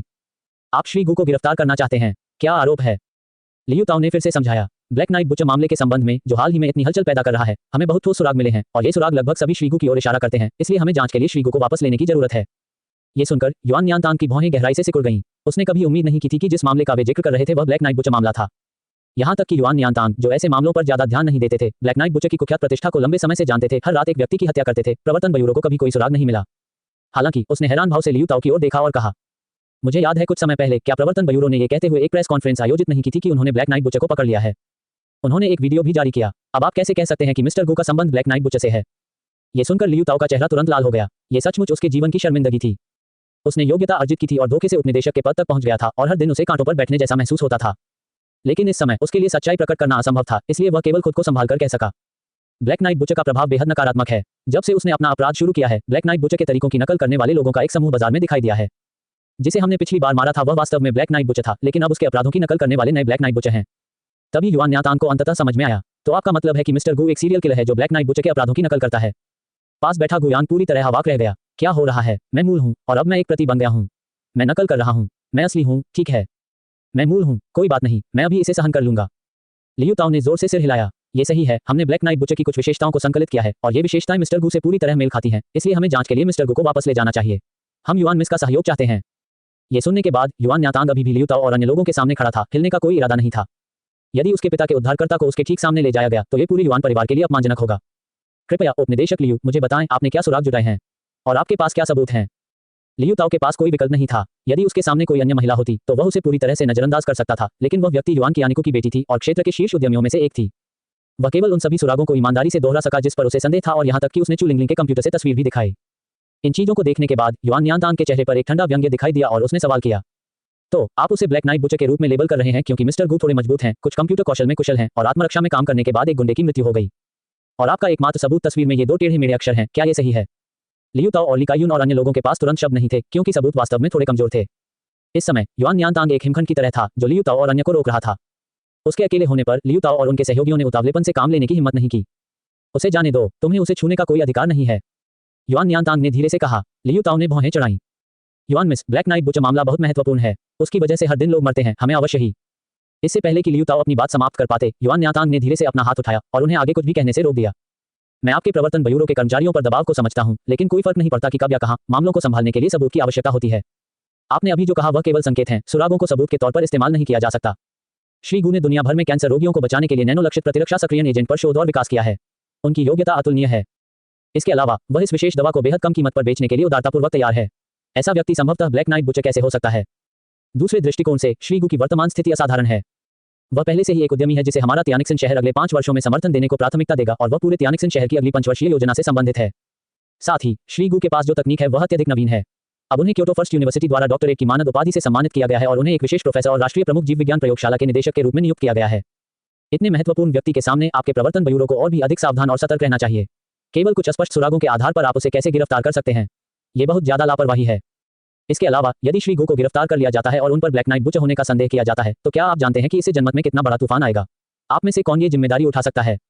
लियू ताओ और अन्य तुरंत अवाक रह गए। इस समय उन्हें अंततः एहसास हुआ कि उनके सामने गुयांग पहले से ही उस बिंदु तक बड़ा हो चुका था जहां वे उसे आसानी से हिला नहीं सकते थे। पहले उल्लिखित प्रत्येक शीर्षक के प्रभाव का उल्लेख न करते हुए अकेले गुयांग की ऑनलाइन अपील को पहले से ही कम करके नहीं आंका जा सकता था। यदि प्रवर्तन ब्यूरो ने गुयांग को गिरफ्तार कर लिया लेकिन ब्लैक नाइट बुचर के रूप में उसकी पहचान की पुष्टि नहीं कर सका तो प्रवर्तन ब्यूरो में हर कोई अपनी नौकरी खो सकता है। यहाँ तक कि पास बैठे गुयांग को भी थोड़ा आश्चर्य हुआ। उन्होंने यह उम्मीद नहीं की थी कि वह मानद डॉक्टरेट और प्रयोगशाला निदेशक होंगे, उसे अभी तक सूचना भी नहीं मिली थी। सचमुच युआन परिवार के योग्य, उन्हें समाचार उससे भी अधिक तेजी से प्राप्त हुआ जितना उसने स्वयं प्राप्त किया था। लियू ताओ ने अपने दांत पीस लिए। वह अपने दिल में थोड़ी देर और टिके रहना चाहता था क्योंकि उसे लगा कि अगर वह इस अवसर को चूक गया तो गुयांग की स्थिति भविष्य में और ऊंची हो जाएगी और उसे न्याय दिलाने के लिए उसके पास कभी दूसरा मौका नहीं होगा। हालांकि युआन नियांतांग ने ठंडी खर्राटे निकाली। ऐसा लगता है कि प्रवर्तन ब्यूरो में हमारे सहयोगी प्रवर्तन ब्यूरो में शामिल होने के अपने मूल इरादे को भूल गए हैं। वे वास्तव में श्री गु को गिरफ्तार करना चाहते हैं, जिन्होंने समाज में इतना उत्कृष्ट योगदान दिया है, और उन्हें केवल कुछ स्पष्ट सुरागों के आधार पर पूछताछ के लिए प्रवर्तन ब्यूरो में लाना चाहते हैं। मेरी राय में मुझे अपने पिता को यह रिपोर्ट करने की भी जरूरत है कि हमारे प्रवर्तन ब्यूरो ने बहुत लंबे समय से कर्मियों में बदलाव नहीं किया है। अब नए लोगों के एक समूह को बदलने का समय आ गया है। बोलने के बाद युआन नियांतांग ने सीधे अपनी जेब से अपना फोन निकाला, जैसे कि वह रिपोर्ट करने के लिए कॉल करने वाली थी। लियू ताओ को सिरदर्द महसूस हुआ और वह केवल अपना सिर नीचे कर सके और आगे बढ़े। मैं माफी चाहता हूं, युआन मिस। इस बार हम वास्तव में बहुत जल्दी में थे। हम अब मिस्टर गो को रिहा कर देंगे। ब्लैक नाइट बुचर मामले के संबंध में हम जांच जारी रखेंगे और तभी कार्रवाई करेंगे जब हमें अधिक ठोस सबूत मिलेंगे। बोलने के बाद लियू ताओ ने गुस्से से भरते हुए गु यांग की ओर देखा। इस बीच गु यांग अपनी व्हीलचेयर में पीछे की ओर झुका हुआ था। उसकी आंखें आधी बंद थी, उसके होठों पर एक फीकी मुस्कान खेल रही थी, एक ऐसी मुस्कान जो मजाक कर रही थी। लियू ताओ को लगा कि गुस्से का सैलाब सीधे उसके सिर पर चढ़ गया है। लियू ताओ प्रवर्तन ब्यूरो के अपने कई सहयोगियों के साथ कार में बैठे और एक्सीलेटर पर एक कदम रखकर चले गए। कार में सभी लोग चुप थे, चुपचाप सिगरेट सुलगा रहे थे। जब तक सिगरेट लगभग जल नहीं गई थी तब तक ली कईयून ने गुस्से से तमतमाते हुए कहा, यह बहुत निराशाजनक है। हम स्पष्ट रूप से आश्वस्त थे, फिर भी हम उस गु यांग को छू नहीं सके। लियू ताओ की आंखों में और भी अधिक अंतहीन थकान थी। ब्लैक नाइट बुचर मामले के प्रभारी व्यक्ति के रूप में उन्हें कितने दिनों से रात में अच्छी नींद नहीं मिली थी। आखिरकार उसने अपनी आंखों के सामने आशा देखी थी, लेकिन सत्ता के दबाव के कारण वह शक्तिहीन था। यह एहसास उस समय से भी बदतर था जब उसे ब्लैक नाइट बुचर के बारे में कोई सुराग नहीं मिला था। चू लिंगलिंग ने गुस्से में एक गेम खेलना शुरू कर दिया। प्रत्येक चाल में ऐसा लगा मानो वह अपना अंगूठा स्क्रीन में दबाना चाहती हो। एक बार मरने के बाद चू लिंगलिंग ने गुस्से में अपना फोन बगल की सीट पर पटक दिया और उसके बालों को खींचते हुए कहा, यदि आप मुझसे पूछें तो मेरी हैकिंग कौशल बहुत अच्छी है। मैं बस सबूत का एक टुकड़ा तैयार करूंगा। हम पहले उसे गिरफ्तार करने के लिए नकली सबूतों का उपयोग कर सकते हैं और फिर उसके स्थान पर असली सबूत खोजने के लिए जांच कर सकते हैं। क्या ये काम नहीं करेगा? अध्याय 169, वह मेरी आदर्श है। केवल कुछ शब्दों के साथ लियू ताओ, जिन्होंने कुछ क्षण पहले कोई दया नहीं दिखाई थी, केवल अपने कानून प्रवर्तन अधिकारी सहयोगियों के साथ निराश होकर चले गए। गु यांग ने उनकी पीछे हत्ती पीठ को देखा। उसके मुंह के कोने थोड़े ऊपर उठे हुए थे। जैसा कि अपेक्षित था, क्या यह सत्ता और रुतबे का आकर्षण है? मेरा अनुमान सही था। जब तक मेरा वजन काफी भारी है, भले ही मैं मंच पर खड़ा हूं और कहूं कि मैं ब्लैक नाइट बुचर हूं, अनगिनत लोग मेरी रक्षा के लिए हाथापाई करेंगे। इस समय गु यांग उस रास्ते के बारे में और भी अधिक दृढ़ हो गया जो उसने पहले चुना था। मौत से बाल बाल बचने के बाद मुझे कदम दर कदम सबसे ऊपर चढ़ना है। उसने अपना सिर घुमाया और अपने सामने युआन नियांतांग को देखकर मुस्कुराया। उसके स्वर में कृतज्ञता का संकेत था। धन्यवाद युआन मिस, मेरी मदद करने के लिए। अन्यथा मुझे सचमुच अगले कुछ दिन जेल में बिताने पड़ेंगे। युआन नियांतांग ने उदासीनता से अपना हाथ लहराया। यह महत्वपूर्ण नहीं है। मिस्टर गु ने मेरे पिता की जान बचाई। मैंने बस कुछ शब्द कहने में मदद की। इसके अलावा मेरा मानना है कि मिस्टर गु और ब्लैक नाइट बुचर के बीच बिल्कुल भी कोई संबंध नहीं है। अगर उसे सच में गिरफ्तार कर जेल भेज दिया जाए तो भी उसे केवल 3 दिन की देरी होगी। इस समस्या के समाधान के साथ क्या श्री गु कल भोज में शामिल हो सकते हैं? युआन नियांतांग ने पूछा। गु यांग ने तुरंत सिर हिलाया। बेशक मैं कर सकता हूँ। यह मेरा सम्मान है। हालांकि अब रात्रिभोज का समय हो गया है। युआन मिस, आप अंदर आकर मेरे साथ भोजन क्यों नहीं करती? युआन नियांतांग की भौहें थोड़ी सिकुड़ गईं। अपनी पहचान और रुतबे के कारण वह जहां भी जाती थी उन्हें लगातार रात्रि भोज पर आमंत्रित किया जाता था। हर बार उसे मना करने के लिए विभिन्न कारण बताने पड़ते थे, जो एक बहुत बड़ा सिरदर्द था। इस बार वह स्पष्ट रूप से गु यांग के निमंत्रण को अस्वीकार करना चाहती थी, लेकिन ये सोचकर कि गु यांग ने उसके पिता को कैसे बचाया था, उसे लगा कि यह बहुत ठंडा होगा अगर वह उसे इतना चेहरा भी न दे। असहाय होकर वह केवल सिर हिला सकती थी। ठीक है, फिर मैं मिस्टर गु को परेशान करूंगा। गु यांग युआन नियांतांग को अपने छोटे से विला में वापस ले आया। सोफे पर सु चेंग चेंग की आंखें रोने से लाल हो गई थीं। वह लैंडलाइन पकड़कर कॉल कर रही थी। मू रोंग भाई, जल्दी से कोई रास्ता सोचो। प्रवर्तन ब्यूरो के वे कमीने बहुत ज्यादा हैं। उन्होंने मिस्टर गु को फिर से गिरफ्तार कर लिया है। उनके पास स्पष्ट रूप से कोई सबूत नहीं है। वे बस अनुचित व्यवहार कर रहे हैं। मेरी राय में वे केवल श्री गु की प्रतिभा से ईर्ष्या कर रहे हैं और जानबूझकर परेशानी पैदा कर रहे हैं। हाँ, वे उसे अभी ले गए। उन्होंने मिस्टर गु के उस ब्लैक नाइट बुचर से जुड़े होने के बारे में कुछ कहा। वैसे भी मेरी राय में ये सभी मनगढ़ंत आरोप हैं। मुझे इसकी कोई परवाह नहीं है। अगर मी गु को बचाया नहीं जा सकता म्यू रोंग भाई, तो मुझे भी जेल भेजने का कोई तरीका सोचिए ताकि मैं कम से कम मी गु की देखभाल कर सकूं। उसके लिए अपने पैर की तकलीफ के साथ वहां अकेले रहना बहुत कठिन है। सु चेंग चेंग इस समय मदद के लिए म्यू रोंग को बुला रही थी, लेकिन उसने दरवाजा खुलने की आवाज सुनी। उसने ऊपर देखा और देखा कि गु यांग पहले ही गाड़ी में बैठ चुका था। उसका चेहरा सहजता और आराम से भरा हुआ था। सु चेंग चेंग स्तब्ध रह गया। गु, मिस्टर गु, आप इतनी जल्दी वापस क्यों आ गए? क्या वे तुम्हें प्रवर्तन ब्यूरो में नहीं ले गए थे? गु यांग थोड़ा मुस्कुराया। क्या तुम मुझे गिरफ्तार होते देखने के लिए बहुत उत्सुक हो? सु चेंग चेंग बेहद उत्साहित होकर सोफे से उछल पड़ी, यहाँ तक कि उसने लैंडलाइन को भी दूर फेंक दिया। ये कैसे संभव है? श्री गु एक अच्छे व्यक्ति हैं और अच्छे लोगों को अच्छे पुरस्कार मिलने चाहिए। प्रवर्तन ब्यूरो के वे बदमाश बस लोगों को धमका रहे हैं। यह अच्छी बात है मिस्टर गु, ठीक है। यह अच्छा है कि वह वापस आ गया है। यह अच्छा है कि वह वापस आ गया है। बोलने के बाद सु चेंग चेंग ने फिर से ऊपर देखा और युआन नियांतांग को गु यांग के बगल में खड़ा देखा। हिमशैल की तरह इस अलग सुंदरता ने सु चेंग चेंग को तुरंत असहज महसूस कराया। सामने वाली महिला की तुलना में वह खुद को एक छोटे से देहात की लड़की की तरह महसूस कर रही थी। दूसरे व्यक्ति की महान आभा स्पष्ट रूप से ऐसी चीज नहीं थी जो सामान्य लोगों के पास हो सकती थी। युआन नियांतांग स्वाभाविक रूप से ठंडा था और अजनबियों से परेशान नहीं होना चाहता था। ये देखकर गु यांग ने तुरंत परिचय देने के लिए बगल से बोला, यह युआन नियांतांग है, मेयर युआन की बेटी। उसकी मदद की बदौलत मैं आज सुरक्षित वापस लौट पाई। परिचय के बाद गु यांग ने सु चेंग चेंग को युआन नियांतांग से भी मिलवाया। यह मेरी कार्य सहायक, मेरी देखभाल करने वाली और मेरी दोस्त भी है। उसका नाम सु चेंग चेंग है। युआन नियांतांग ने बस थोड़ा सा सिर हिलाया, लेकिन सु चेंग चेंग थोड़ा उत्साहित था। यह एक बड़ा शॉट था जिसे वह आमतौर पर पूरा भी नहीं कर पाती थी। उसकी आंखें चमक रही थी, मानो उसने कोई मूर्ति देखी हो। तो यह युआन मिस है। मैंने आपके कामों के बारे में ऑनलाइन पढ़ा है। हालांकि आप मेयर युआन की बेटी हैं, लेकिन आपने शुरुआत से शुरुआत की और आज आप जहां हैं वहां तक काम किया। मैंने सुना है कि आप अपने पिता की मदद पर बिल्कुल भी भरोसा नहीं करती थी। जब मेरे पास पैसे की कमी थी तो मैंने हमेशा आपको अपना आदर्श माना। मेरे घर पर अभी भी आपका टाइम पत्रिका का पोस्टर लटका हुआ है। ये सुनकर गु यांग अवाक रह गया। उसे उम्मीद नहीं थी कि यह युआन नियांतांग सु चेंगचेंग का आदर्श होगा, लेकिन दूसरे विचार में यह उचित था। आखिरकार सु चेंगचेंग उस समय थोड़ा पैसे का लालची था, थोड़ा और पैसा कमाने के लिए। ये थी आज की कहानी। अगर आपको एक्सप्लेनेशन पसंद आई हो तो लाइक, शेयर और सब्सक्राइब जरूर करें। अगली वीडियो में हम इस यूनिवर्स के और सीक्रेट्स एक्सप्लोर करेंगे। Thanks for watching. Welcome to Kahani universe.